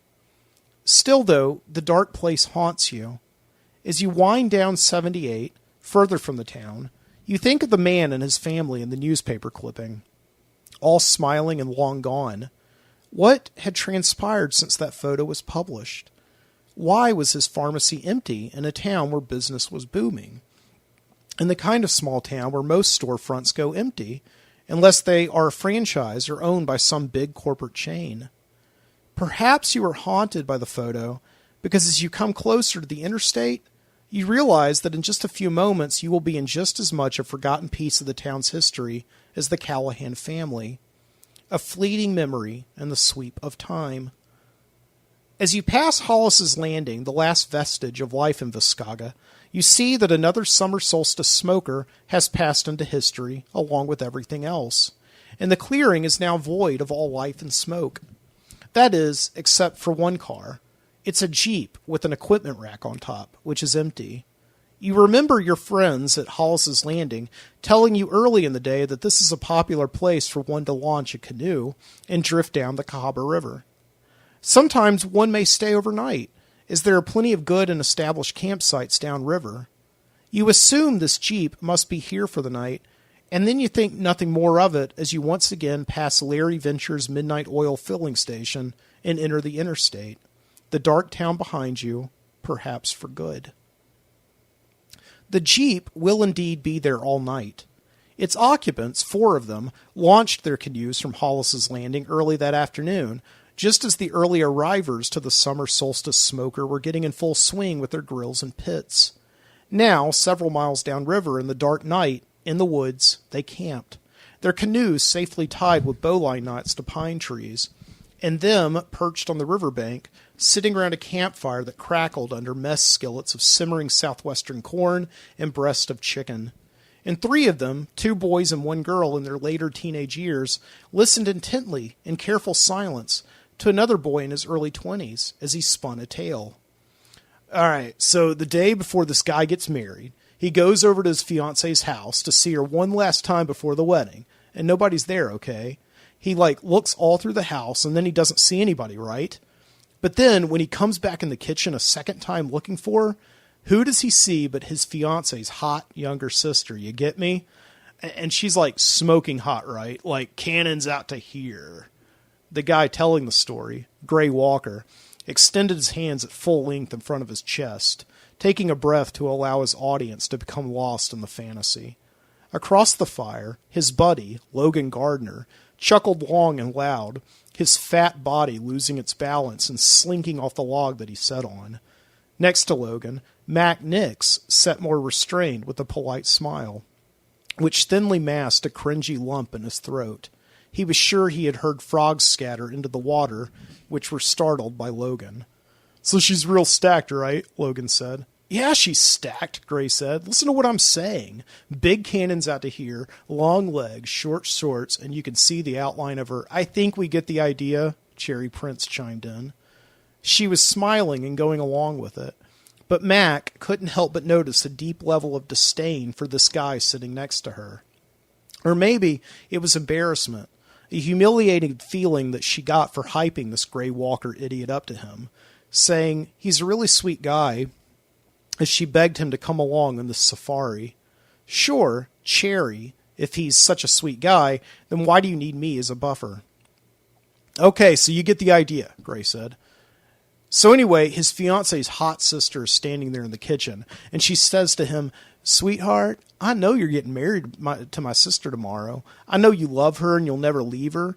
But, sweetie, since this is my last chance, I got to admit to you that I've had the hots for you ever since we first met. And if you want me one last piece of ass before you tie the knot, then I'm going to go on upstairs to my bedroom, and the rest is up to you." "Up to you," Logan chuckled like an idiot. "That's funny. It's like a metaphor or something." "It's a pun," Max said, but wasn't heard. "Kind of." "Just a minute, ass-face. That's not the joke," Gray said and continued. "So the sister goes upstairs, right? And the guy, freaked the hell out, makes a beeline for the front door, heads outside, and there he sees his fiancée, and she's not alone. She's standing there with her whole family, her mom, her dad, her grandparents, everybody. And they applaud him. They say, 'You passed the test. You're truly worthy of marrying our daughter.' And the guy smiles, relieved. Moral of the story, always leave your condoms in the car." The sounds of their laughter echoed through the woods. Even Mac had to admit that that was a pretty good punchline. Still, he came down from his laughter long before Logan did, and saw Cherry dismissing it along with him, and they waited for the others to join them. They waited a while. "That's killer," Logan said, struggling to balance himself on the log. "Where'd you hear that one?" "Oh, a guy at the house told me. Think it was Sal who told it at a poker night one night. Good stuff." Gray finished off his laughter and stirred the spatula in the skillet. "So, Mac, it is Mac, isn't it?" "Yeah, that's right," Mac said, even though he'd already told this asshole 5 times today his name was Mac, right after Cherry had told him 5 times also. "It's really McCord, but everyone calls me Mac." "I'm sure they do," Gray said. He brought the spatula up to his mouth and licked it for a taste test. The message wasn't lost on Mac that this was a power move, being the first to lick the shared surface, the spoon that would touch his food. It was probably some dick move they taught you in business school, which is where this dick had come from. So have you given any thought to pledging? Pledging? Max said. Yeah, man, a fraternity. You going to pledge in the fall? It's always best to do it as a freshman. By the time you're a senior, you're like a king. Actually, Mac isn't going to college, Cherry said, beating Mac to the answer. Oh, sorry, bro. Couldn't get in, huh? No, it's not that, Cherry again cut in. He's one of the smartest people at school. He just doesn't know what he's going to do yet. What are you, his interpreter? Gray said. Let the kid speak for himself. Kid, Mac thought. Rather than sneer at Gray, he looked at Cherry and frowned. Mac and Cherry knew, just by looking at each other across the flames, that this had been a mistake, and Mac couldn't stay angry with her. He saw in her eyes a sincere apology, and he guessed he understood. Would have been the alternative to this night? Stay home and play video games while Cherry went by herself into the woods with these guys? Or maybe one of the other guys she had just graduated with, who could act as her comfort blanket in the presence of this loose cannon Gray and his Nimrod friend from college? No, she had asked him of all people, and now they were sharing secret glances, communicating without words. Maybe this wasn't such a bad idea after all. She looked amazing in the glowing of the moon, the sparks from the fire matching and accentuating her curly red hair. Finally, Max said, I applied to a bunch of schools and got in, but I don't think I want to go yet. I may take a year off. You apply to Auburn? Gray said. Sure, I got in, but I didn't like their creative writing program. I get you, bro, but you got to remember that going to Auburn gets you a steal on student tickets to Tigers games. You get them at something like a 40% discount. You know how much those things go for regular? Mac didn't answer that, instead wondering what the creative writing program and football had to do with each other. The chicken and the corn finished cooking, and Gray brought out plates and silverware for everybody, and served them. He had taken it upon himself to do everything for them on this trip, and Mac figured that was more of his business school training coming in. At business school, he had said to Mac earlier in the day as they were meeting each other for the first time and unloading their canoes, they teach you the value of leadership. So Gray had demonstrated this. He had told everyone what to do from the beginning, how to launch the canoes and how to paddle them down the river, and where to row to avoid rocks, and how to secure their gear from falling out, and which knots to tie, and how to hitch their boats to the bank, and he told everybody what the difference between a knot and a hitch was, even though no one had asked him. But his buddy Logan had listened intently all the way, while Cherry went along with it, and Mac, careful not to be noticed, rolled his eyes. Business school, Mac considered, must be a breeding ground for authoritative douchebags. Mac had wondered what Cherry saw in Gray, and why she hadn't asked herself the obvious question. What does this hot shit college guy want with her anyway? Sure, Cherry was cute and charming, and to know her was to love her, but she had still been a senior in high school when Gray had met her on one of their college visits to Auburn, where he was already a student and had plenty of girls to choose from whom he didn't have to drive 2 hours to see. Obviously, he had to be a loser on campus, and desperate to identify himself as anything but a loser to anyone who didn't know him yet. Of course, based on Logan's idolatry of Gray Walker, he seemed to be a living, breathing god, holding court at the campfire. You got any more jokes, man? Logan said, tossing his plate on the ground, which he had cleaned before Mac could even take a bite. That last one nearly made me drop a load. Gross, man, Gray said. There's a lady present. Actually, I was wondering if Mac could tell a ghost story. Mac looked up at Cherry, shocked she would nominate him. Mac knows all about Viscauga and its ghost. He always had an A in history, didn't you, Mac? Is that so? Gray said. The smugness in his voice was not lost on Mac. Check out the history buff. My mom's the town librarian, so a lot of it rubbed off on me, I guess. Tell them the one about the guy who blinded himself. What was his name? Jim or James? Jeb, Max said. It could see Gray gazing at him through the flames, his business school sense of psyching out competitors in full swing. Yeah, that's not really a ghost story. It's something that actually happened. Even better, Cherry said. Ooh, sounds scary, Gray said. Next to Mac, Logan had pulled a bag of sunflower seeds from the leg pocket of his cargo shorts and was smacking loudly. I guess it's kind of scary, Mac said, when you think about the fact that the guy lived around here, in these woods. Jeb was a carpenter who used to live out here with his dad, This was about 20 or 30 years ago. They lived in an old shack that his dad had built from scratch. For work, the dad would go into town and do all this contracting. He'd help folks build their houses or their deck additions. Any job that needed a hammer and a nail, this guy would do it, and he'd often bring Jeb with him. Well, one day, Jeb was helping his dad build a barn, and Jeb was off constructing the frame, and his dad was working a circular saw when he suddenly had a heart attack. It was a small one, not life-threatening, but the problem was that he fell on the saw, and it split his stomach wide open. His dad screamed for help, but by the time Jeb got to him, he was lying there, dead on the table. Bet that was a real mess, Gray said, and Logan spit a flurry of seeds from his mouth. Yeah, it was. So Jeb was devastated. He was raised by his father, and he didn't have any family he could go live with, so he just came back here to the woods. He lived alone in the small house that his dad had built for him, hardly ever going into town at all. He trapped his own game and virtually became a shut-in. Some say he went crazy, and in his psychosis started seeing the ghost of his father walking around the cabin. His stomach was split open and entrails spilling out. Gross, Cherry said.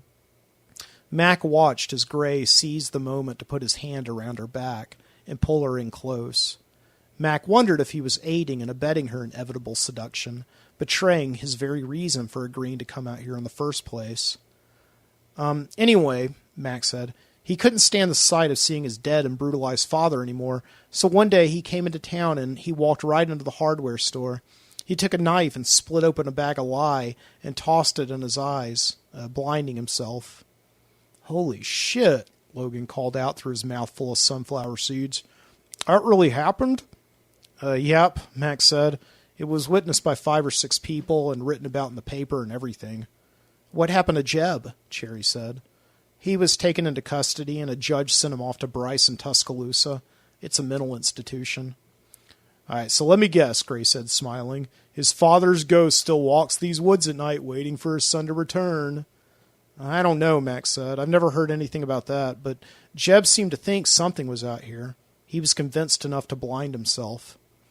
Looks like we need some more wood, Gray said, not missing a beat or waiting for Mac to add any additional details. Whose turn is it? I'll go get some, Cherry said. She began to break away from Gray and stand up, but Gray pulled her back in close. Actually, buddy, Gray said, looking through the dying campfire at Mac, I think it's all you this time. Mac was sure it wasn't him this time. He had gathered most of the wood that they had already burned through, Gray in his leadership role dictating him to do so. If anyone should get the wood, it should be the fat slob on the log next to him, munching on his sunflower seeds. No problem, Mac finally said, and he pulled himself up. He went to the tent behind him, unzipped the flap, and got out his flashlight. Make sure you zip the tent back up, Gray called to him from his seat next to Cherry.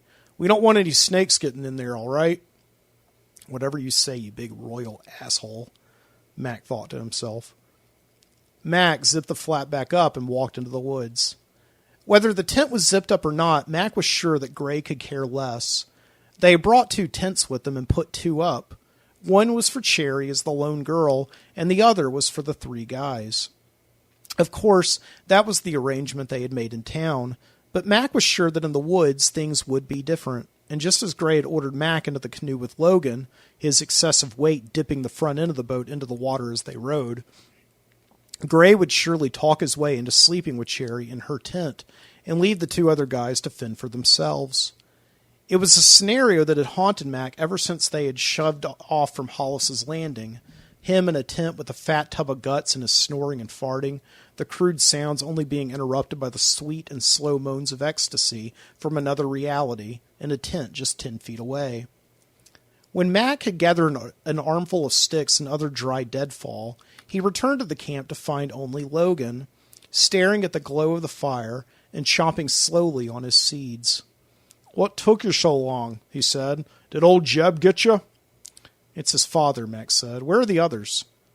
They went for a walk. Well, they wanted a little alone time, if you know what I mean.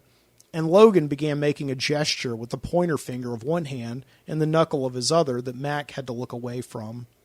Mac tossed some wood into the fire and stoked it with the long stick they had been using for stoking all night, and they sat in silence for a while. listening to the frogs croak and the mosquitoes buzz, and the plops in the river. So you're a senior, right? Just graduated, Max said. So how do you know that chick? We went to high school together, Max said, assuming Logan meant Cherry, and also wondering where this doofus in his mind had been all day. This had been territory already well explored. She's pretty hot, huh? Yeah, she's cute. I'm not talking about cute, Padre, Logan said. Cute's for your sister. She's like a 10 on the bone scale, know what I mean? You must suck to see her with Gray. No way you're getting her back now. No way.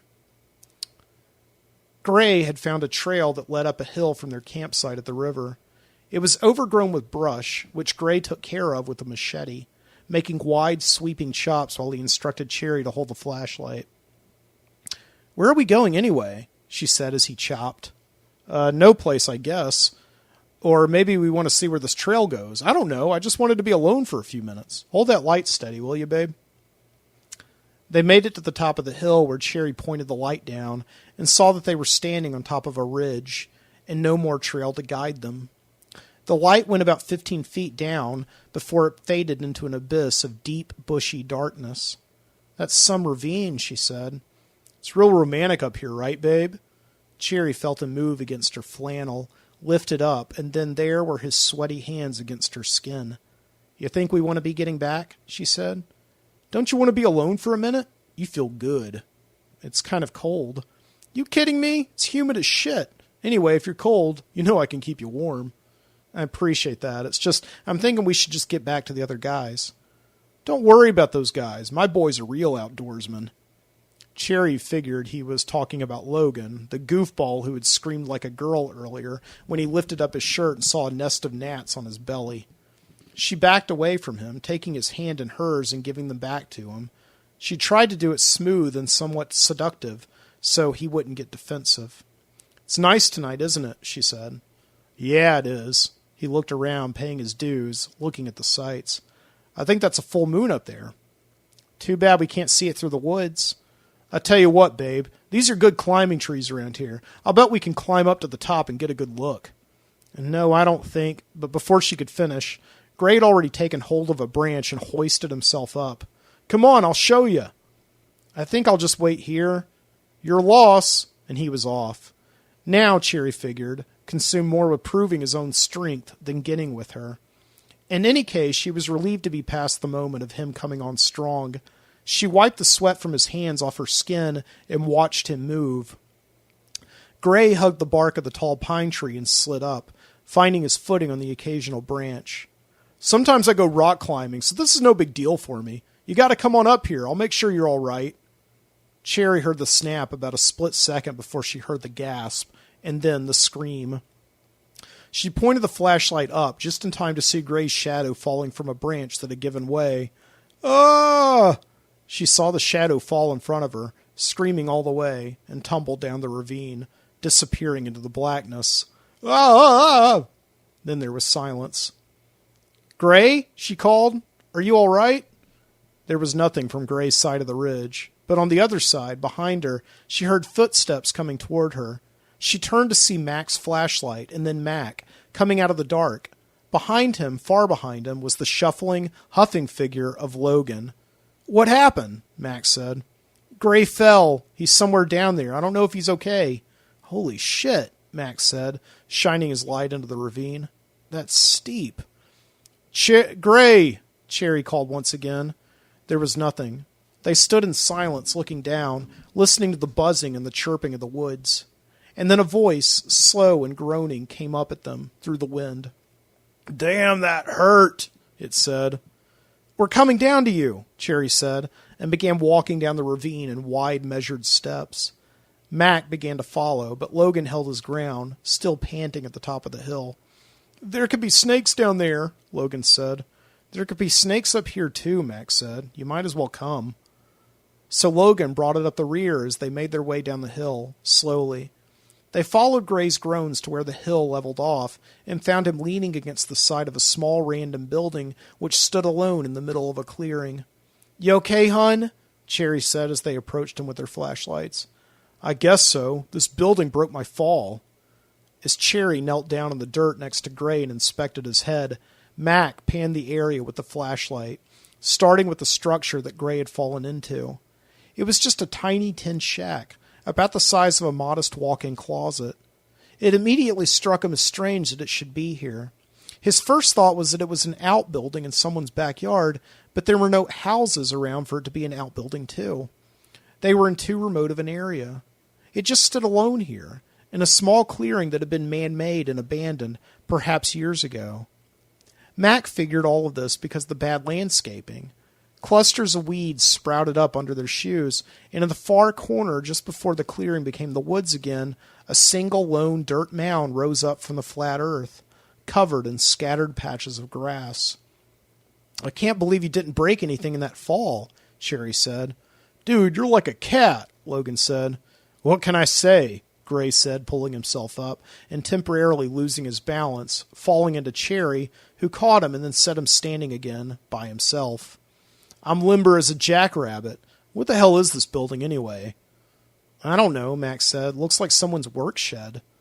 "It's too small to be a work shed," Gray said, "unless all they got in there's a hammer." "Maybe it's Jeb's house," Logan said. Cherry could hear the nervous choke in his throat.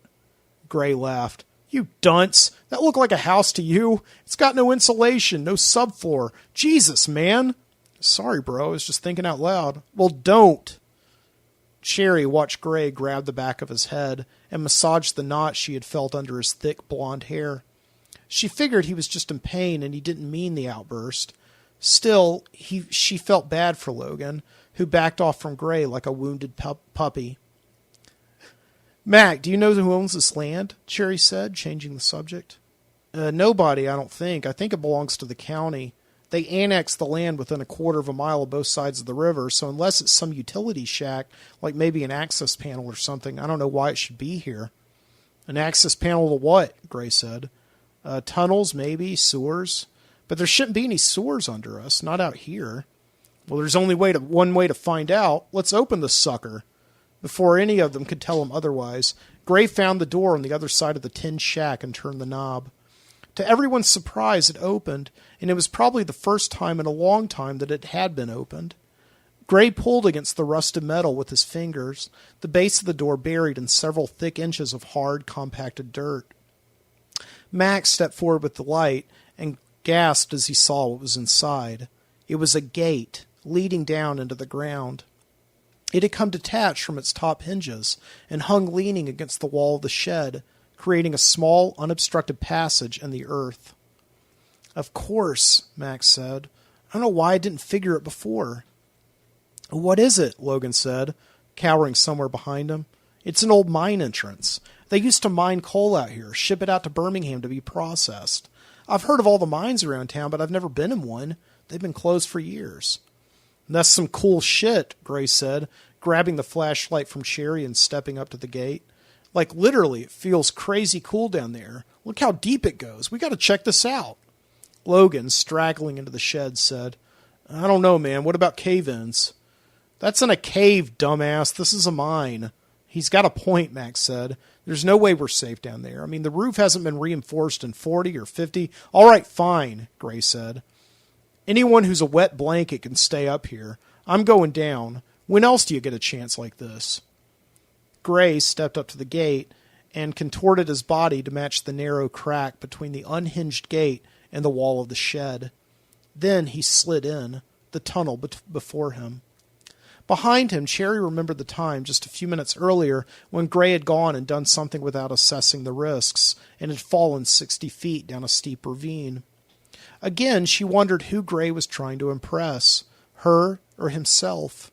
Or maybe it was that mysterious macho alpha male bullshit where the guy wasn't trying to impress anybody and instead trying to prove to the universe that he was the first and only guy in human history to come along and prove that he is indestructible. She knew all about this phenomenon in these southern country boys, and up until now had fooled herself into believing that she had cut ties with them all simply by graduating high school. But no, here was a living, breathing macho douchebag from college before her very eyes. It was like looking into a crystal ball and seeing her college years. Guys like this wouldn't stop until someone or something stopped them. Geez, that's a tight fit, he said, and turned to them. Logan, you better stay up here. What are you, crazy? I'm not staying up here alone. There's no way you'll fit through there. You're too fat. How about the kid stay with you? How about the kid stays with you? Actually, I think I'm going to come, Mac said. I think that's a good idea, Cherry said, searching for an excuse. Mac knows all about the mines. We see something, he'll be able to interpret it for us. Right, Mac? Sure. Whatever, Gray said. You both can come on. Logan, you stay here. We're just going to be right down at the bottom, back in a flash. You promise you'll come right back? Logan said, his voice approaching a whine. Gray said nothing and turned to look down the tunnel. Reluctantly, Mac handed Logan his flashlight and then squeezed through the gate. Cherry followed him and they all began to descend. Behind them, Logan paced nervously. Mac counted the steps to the bottom. 20. 20 rusty metal steps between the open air of the night and the pitch blackness of the cool, drafty mine. When they all reached the floor of the dusty red earth, Gray panned the flashlight to reveal that they were standing in a long, narrow tunnel that seemed to slope endlessly down, the beam of the flashlight dissipating before it hit any wall in front of them. Mac took note of the red clay that surrounded them, the floor and the walls and the roof. He said, "It's iron ore, not coal." "What?" Gray said. "This is an iron ore mine. It's the key ingredient for pig iron, which makes steel." Gray ignored the comment and walked further on. As they walked, Cherry noticed tunnels to her left and right, spread out about every 20 feet or so. Gray threw the light into them as they went, and they lit up large, hollow rooms of red dirt, which seemed to sparkle in the darkness. Every so often in the walls were small holes that looked like they had been drilled long ago, and there were natural columns of the glittering red rock, which Cherry assumed were the only supports keeping the roof from falling down on them. "It's like a beehive," she said, her voice bouncing off the walls and echoing all the way down. "I think what they did," Max said, "is tunnel down a bit at a time, making these rooms as they went along so they could extract the iron ore. Those holes are where they must have put the dynamite." "Sounds dangerous," Cherry said. Mac heard a touch of romance in her voice, and he was sure of it that Cherry was glad he was here. He had to admit that he was as impressed with himself as she maybe was of him at this moment. He was surprised how much he could tell from the mine by just looking around. He had no idea if any of his assumptions were right, but he was sure that right now he was the smartest person in this mine. "Hey!" A voice came from the way they had come, up the steps and before the gate. "You guys almost done down there?" "What a wimp," Gray said, and he began to holler back to Logan, but Max stepped in front of him. "Don't!" he whispered. "You yell and it could bring the roof down." Gray looked down to find that Mac, in his urgency, had put his hand on his shoulder in a motion of stopping Gray's next move. And then Gray looked up, and the two locked eyes. Max saw that Gray was not giving him a look of gratitude, but a challenge, and being slightly wounded. And the guy had no intention of breaking off his eye contact until his challenger did first. "You guys, look!" Cherry, next to them, had her eyes on something that the flashlight had landed on. To Gray's satisfaction, Mac turned to her, and then they all followed the light to find a dirty, dusty welcome mat lying at the entrance to one of the antechambers, about 10 feet in front of them. They stepped forward, and Mac lifted it out of the earth, where it had been encrusted by years of dirt, grime, and erosion. "What do you suppose this is doing here?" Max said to himself. "Oh my God," Cherry said behind him, and she took Gray's hand and lifted it up, shining the flashlight on the room before them. They must have stared for a full minute with their eyes wide open, never blinking, not to miss any of it. Before them was a couch, covered in red dust, its fabric peeled to reveal the mildewed foam underneath. Next to the sofa was a decrepit recliner, its upholstery also ragged and scarred, and in front of both of them was a coffee table. It was a complete living room set, like a Price is Right showcase showdown from hell, Mac thought. They walked closer in and followed their eyes around the antechamber with the flashlight. There were bookshelves against the wall, stocked as a complete library, fiction and nonfiction, periodicals, and oddly, Cherry noticed, medical journals. There were wooden runner tables and footstools, their paint and fabric in bad to terrible condition. There was a king-size bed complete with tables on either side. In one corner, Max saw another smaller chair, and next to it, a child's record player. The portable kind you could close and carry around like a suitcase. It was decorated with Mickey and Goofy and other Disney characters, and it was plugged into a metal converter box, which in turn was plugged into a battery. "This isn't a mine," Max said. "It's a house."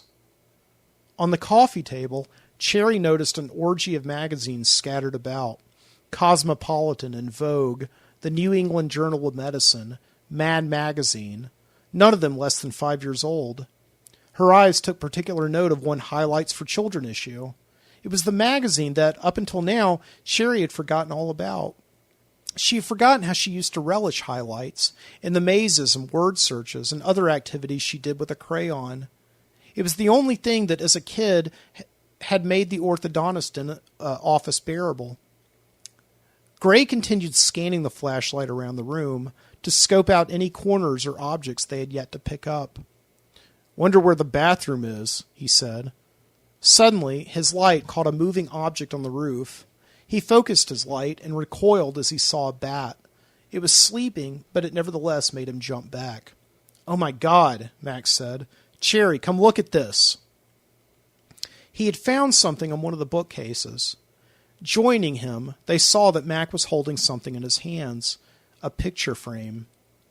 Cherry immediately brought her hands up to her mouth, as if for keeping all the breath from escaping. Mac also seemed to be in shock. Gray, however, stood confused by the picture, which was a black and white picture of a family seemingly clipped out of a newspaper. The father, presumably, was dressed in black slacks and a white lab coat, and his wife and young son were respectively dressed in a dress and suit. They stood in front of a store with a sign on top that said, "Callahan's Drug and Soda." "It's the Callahan family," Max said. "I don't believe it."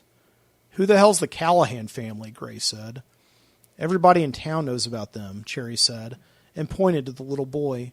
"That's David. Remember, Mac? He was in 2nd grade with us before." "Will somebody fill me in here?" Gray said. Now his voice was approaching a whine similar to Logan's. He began backing up from them, taking the light off the photo and showing them that he still had some power down here, in the dark mine. "Everybody in Viscauga knows about the Callahans," Cherry said. "Hugh Callahan owned the pharmacy on Stanton Street about 15 years ago. His son David went to elementary school with me and Mac, but then his dad took him out to homeschool him. Hugh had a reputation in town for being an asshole," Max said, finishing the thought. "I was going to say control freak," Cherry said. "But yeah, I guess you can say that also. At first, he seemed to be all right. He moved his family to Viscauga and bought the store within the week. It started out as a really nice place. I remember my dad taking me there every Saturday to get an ice cream soda, but then Hugh shut down the soda fountain. He said it was bad for our health and that Americans eat too much sugar." "He's got a point there," Gray said. "After a while, it got to the point where you couldn't walk in the drugstore without Hugh Callahan judging you for something or shaming you. He'd scold people for buying cigarettes, or tell people they shouldn't eat so much junk food. My mom told me once that she walked in with a prescription, and he told her the big drug companies are secretly making us all sick, like they're constantly inventing new illnesses to distract us from the things that are really dangerous. She was like, 'What business is it of yours? Just give me my stupid pills.'" As Cherry told Gray the story that Mac had heard many times before from the people in town, from the parents and teachers and kids around the backyard bonfire, he used the shaky light to scan the bookshelf on which the photograph sat. He noticed that wedged in between a series of great illustrated classics was a stack of spiral-bound notebooks. He picked up one from the bottom of the pile, which smelled musty and felt damp. Flipping through the yellowed pages, he saw that it was a picture journal. There were no dates above any of the drawings, but Max saw that they definitely told a chronological story.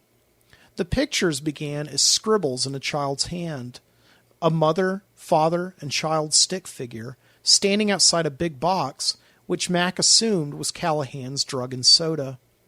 Then the stick figures were standing outside a hole, which Mac figured was the mine. Then the stick figures went on several daily adventures, from hunting and gathering with rifles and traps, and the mother stick figure teaching the child stick figure at a blackboard. Mac rifled through more of the journals as somewhere, seemingly far away, Cherry talked. Slowly, over time, the drawings became better and more detailed, and the child stick figures matured. It grew in size, flesh, and muscle tone. It trapped rabbits and played in the river with its parents. And he got in trouble, with his father most of all from the look of it. There were plenty of drawings of the father, increasingly looking more like Hugh Callahan in the photo, with sinister features. Narrow eyes and disapproving smirks, and in one drawing, devil horns sprouting from his scalp.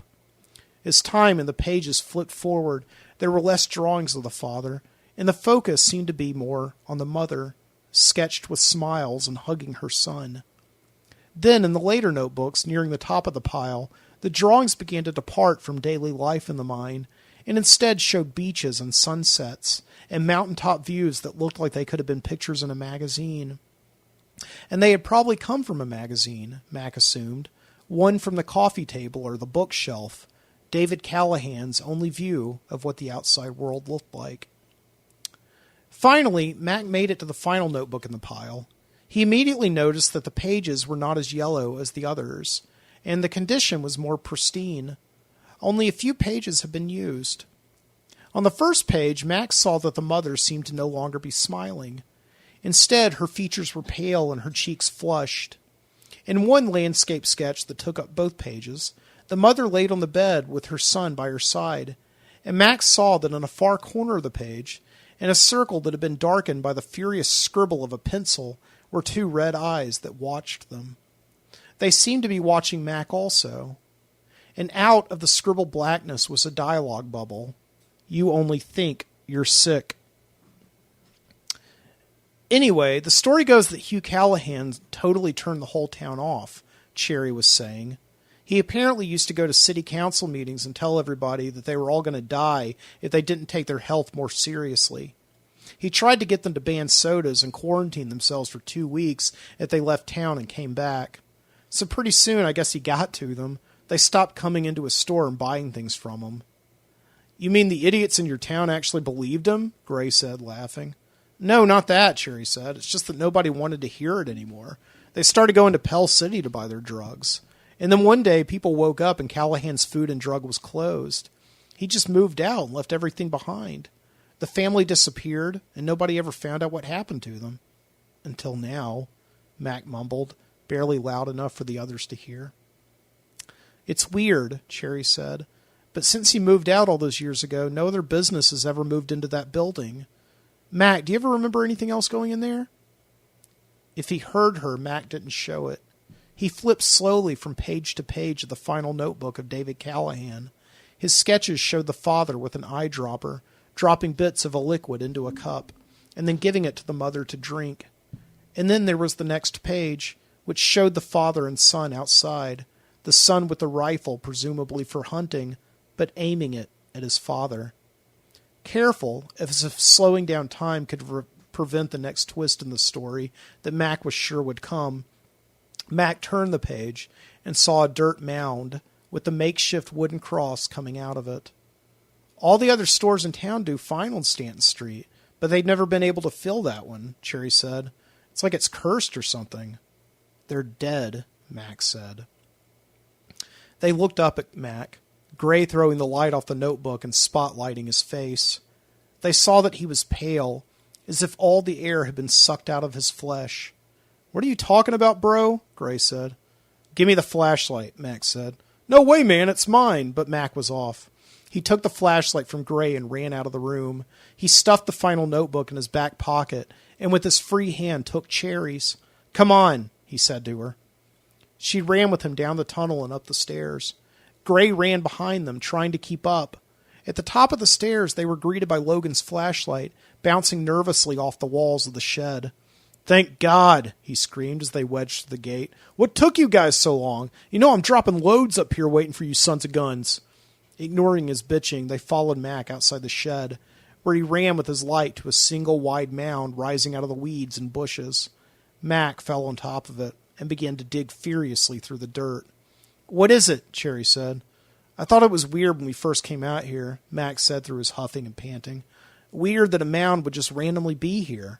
It's like a cemetery or something, which is what it is. With one last sweep of his hands, Mac leaned back from the mound and just sat looking at what he had unearthed. The others looked with him and saw 2 wooden makeshift crosses. They had been pushed over by years of wind and covered by erosion, and now they laid exposed in the dirty earth, marking the final resting places of Hugh and Susan Callahan. Mac took the notebook out of his back pocket, opened it up, and handed it to Cherry. He brought them down here so they wouldn't get sick, Max said, catching his breath. They never left town. They were here all along. How did they die? Cherry said. It's in the notebook. His wife got sick, which is the number one thing that Hugh couldn't deal with. I guess he didn't want some virus or cancer killing her. If anybody was going to kill her, he was going to do it himself. David killed his father, Cherry said. She had found the page where David had aimed the rifle at his father, and then the next page where he buried his body. And then she flipped to the next page, which portrayed the mother, Susan, lying on the bed, her eyes closed, and a scribbled R.I.P. above it. And that was all. The rest of the pages were blank. He was trying to protect her from the man who was protecting them, Cherry said. So where's the kid? Gray said. I have no idea, Max said. He stood up and joined them, looking at the grave. He's not here anymore, that's for sure. I guess he finally got out. He's out there somewhere. They stood there with Mac in silence, listening to the crickets and frogs, the wind coming through the trees, and observing the silence of the earth. Finally, after a couple of minutes, Gray checked his watch and announced he was going back to camp if anyone wanted to join him. He took the flashlight from Logan, and Logan followed him, with great difficulty, up the steep hill and back to the river. They walked to the camp in 2 groups, Gray and Logan huffing through the woods, unable to get back fast enough, and Mac and Cherry far behind them, taking their time. So what are we going to do? Cherry said. I guess we'll have to stay the night, and in the morning go tell Sheriff Arquette. Man, nobody's ever going to believe this. They'll believe it when they see it, she told him. When they reached the river, the fire was on its last flames. Logan immediately went to his tent and crawled in, plomping his fat body down in his sleeping bag and snoring within seconds. Gray went in next to him and grabbed some supplies, his toothbrush and pillow and sleeping bag, and then he began to head for Cherry's tent, but she stopped him. What are you doing? I'm going to bed. What's it look like? Yeah, but that's not your tent. Yeah, it is. I brought the damn thing. But you said you were sleeping in the other tent with the guys. Well, yeah, but come on, baby.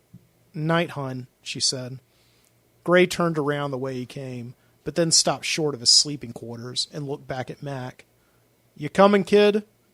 No, he's not, Cherry said, and then she looked at Mac. Do you mind?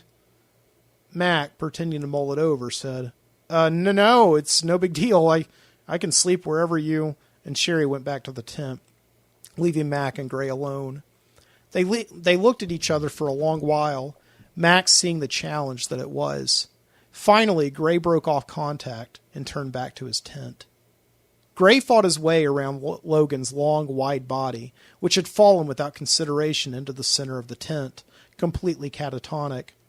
He fought with his sleeping bag and pillow. He fought for a long time to get comfortable.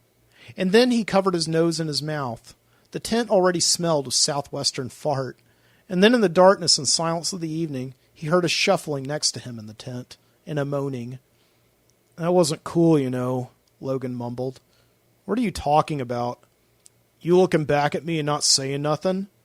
I have no idea what you're talking about. Go back to sleep. When you were down there in the mine and I asked if y'all were coming back, Logan said, and you just looked up at me from the bottom of the stairs, you didn't say anything back. That wasn't cool. I didn't say anything because I didn't want to yell and cause a cave-in, you dingleberry. And anyway, I wasn't at the bottom of the steps. I was down in the tunnel. No way. I saw you at the bottom of the steps. You just looked back at me. I saw your eyes. You stared at me. And then you went off without saying nothing. When Mac unzipped the flap in the morning to walk into the woods and pee, he noticed that the fire was still smoldering and the other tent was gone, along with one of the canoes. He called to Cherry, who groggily moped outside, and woke up instantly when she saw that they had been left out here. "I'm sorry he left," Max said. "I know you liked him." No, he was trash," she said. "I don't think I'm going to Auburn after all." "What are you going to do?" Maybe just wander the earth," Cherry said. "See what it has to offer. Just like David Callahan." She went back inside the tent to get a couple of more minutes of sleep. Mac went into the woods to gather some wood and get the fire started again. Once he got a spark and saw the flames rise, he put on some coffee and sat alone, waiting for it to perk. He admired the mist coming off the Cahaba River and the sounds of the woodpeckers drilling the trees, and he spotted several cardinals perching themselves on branches. He loved summer mornings like this one.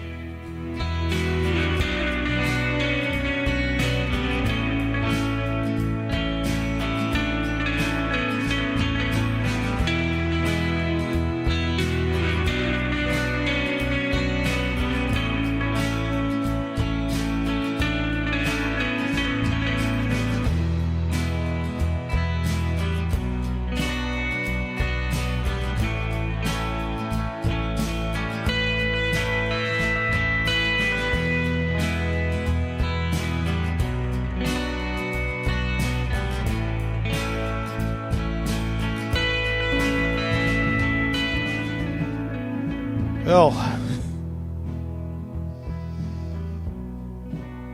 whew. Out of breath there. Really admire what those guys over at audible.com do.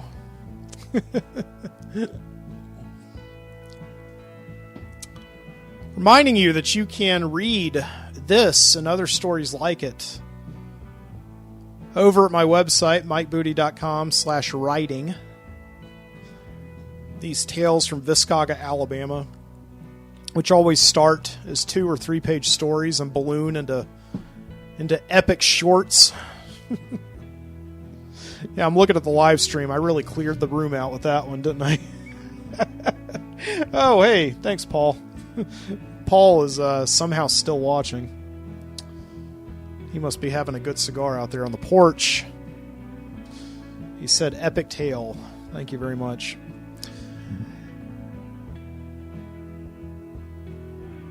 Well, from Birmingham, Alabama, this has been your Midnight Citizen Show. Thank you so much for joining me here tonight for a nice, epic, long show. I think actually shorter than last week's show, somehow. I don't know. By probably about a minute or so. Once again, I'm over at mikebooty.com /The Midnight Citizen. You can also check me out at Twitter, which I'm never there, but you can check me out anyway. At Mike Booty. Instagram, Mike Booty. Facebook.com /The Midnight Citizen. I'm everywhere, is what I'm trying to say. Subscribe to me on your favorite podcast app of choice.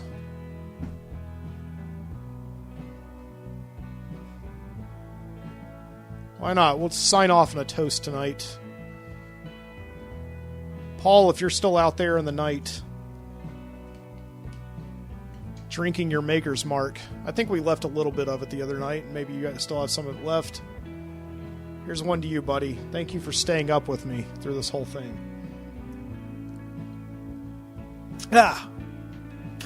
Keep your eyes open.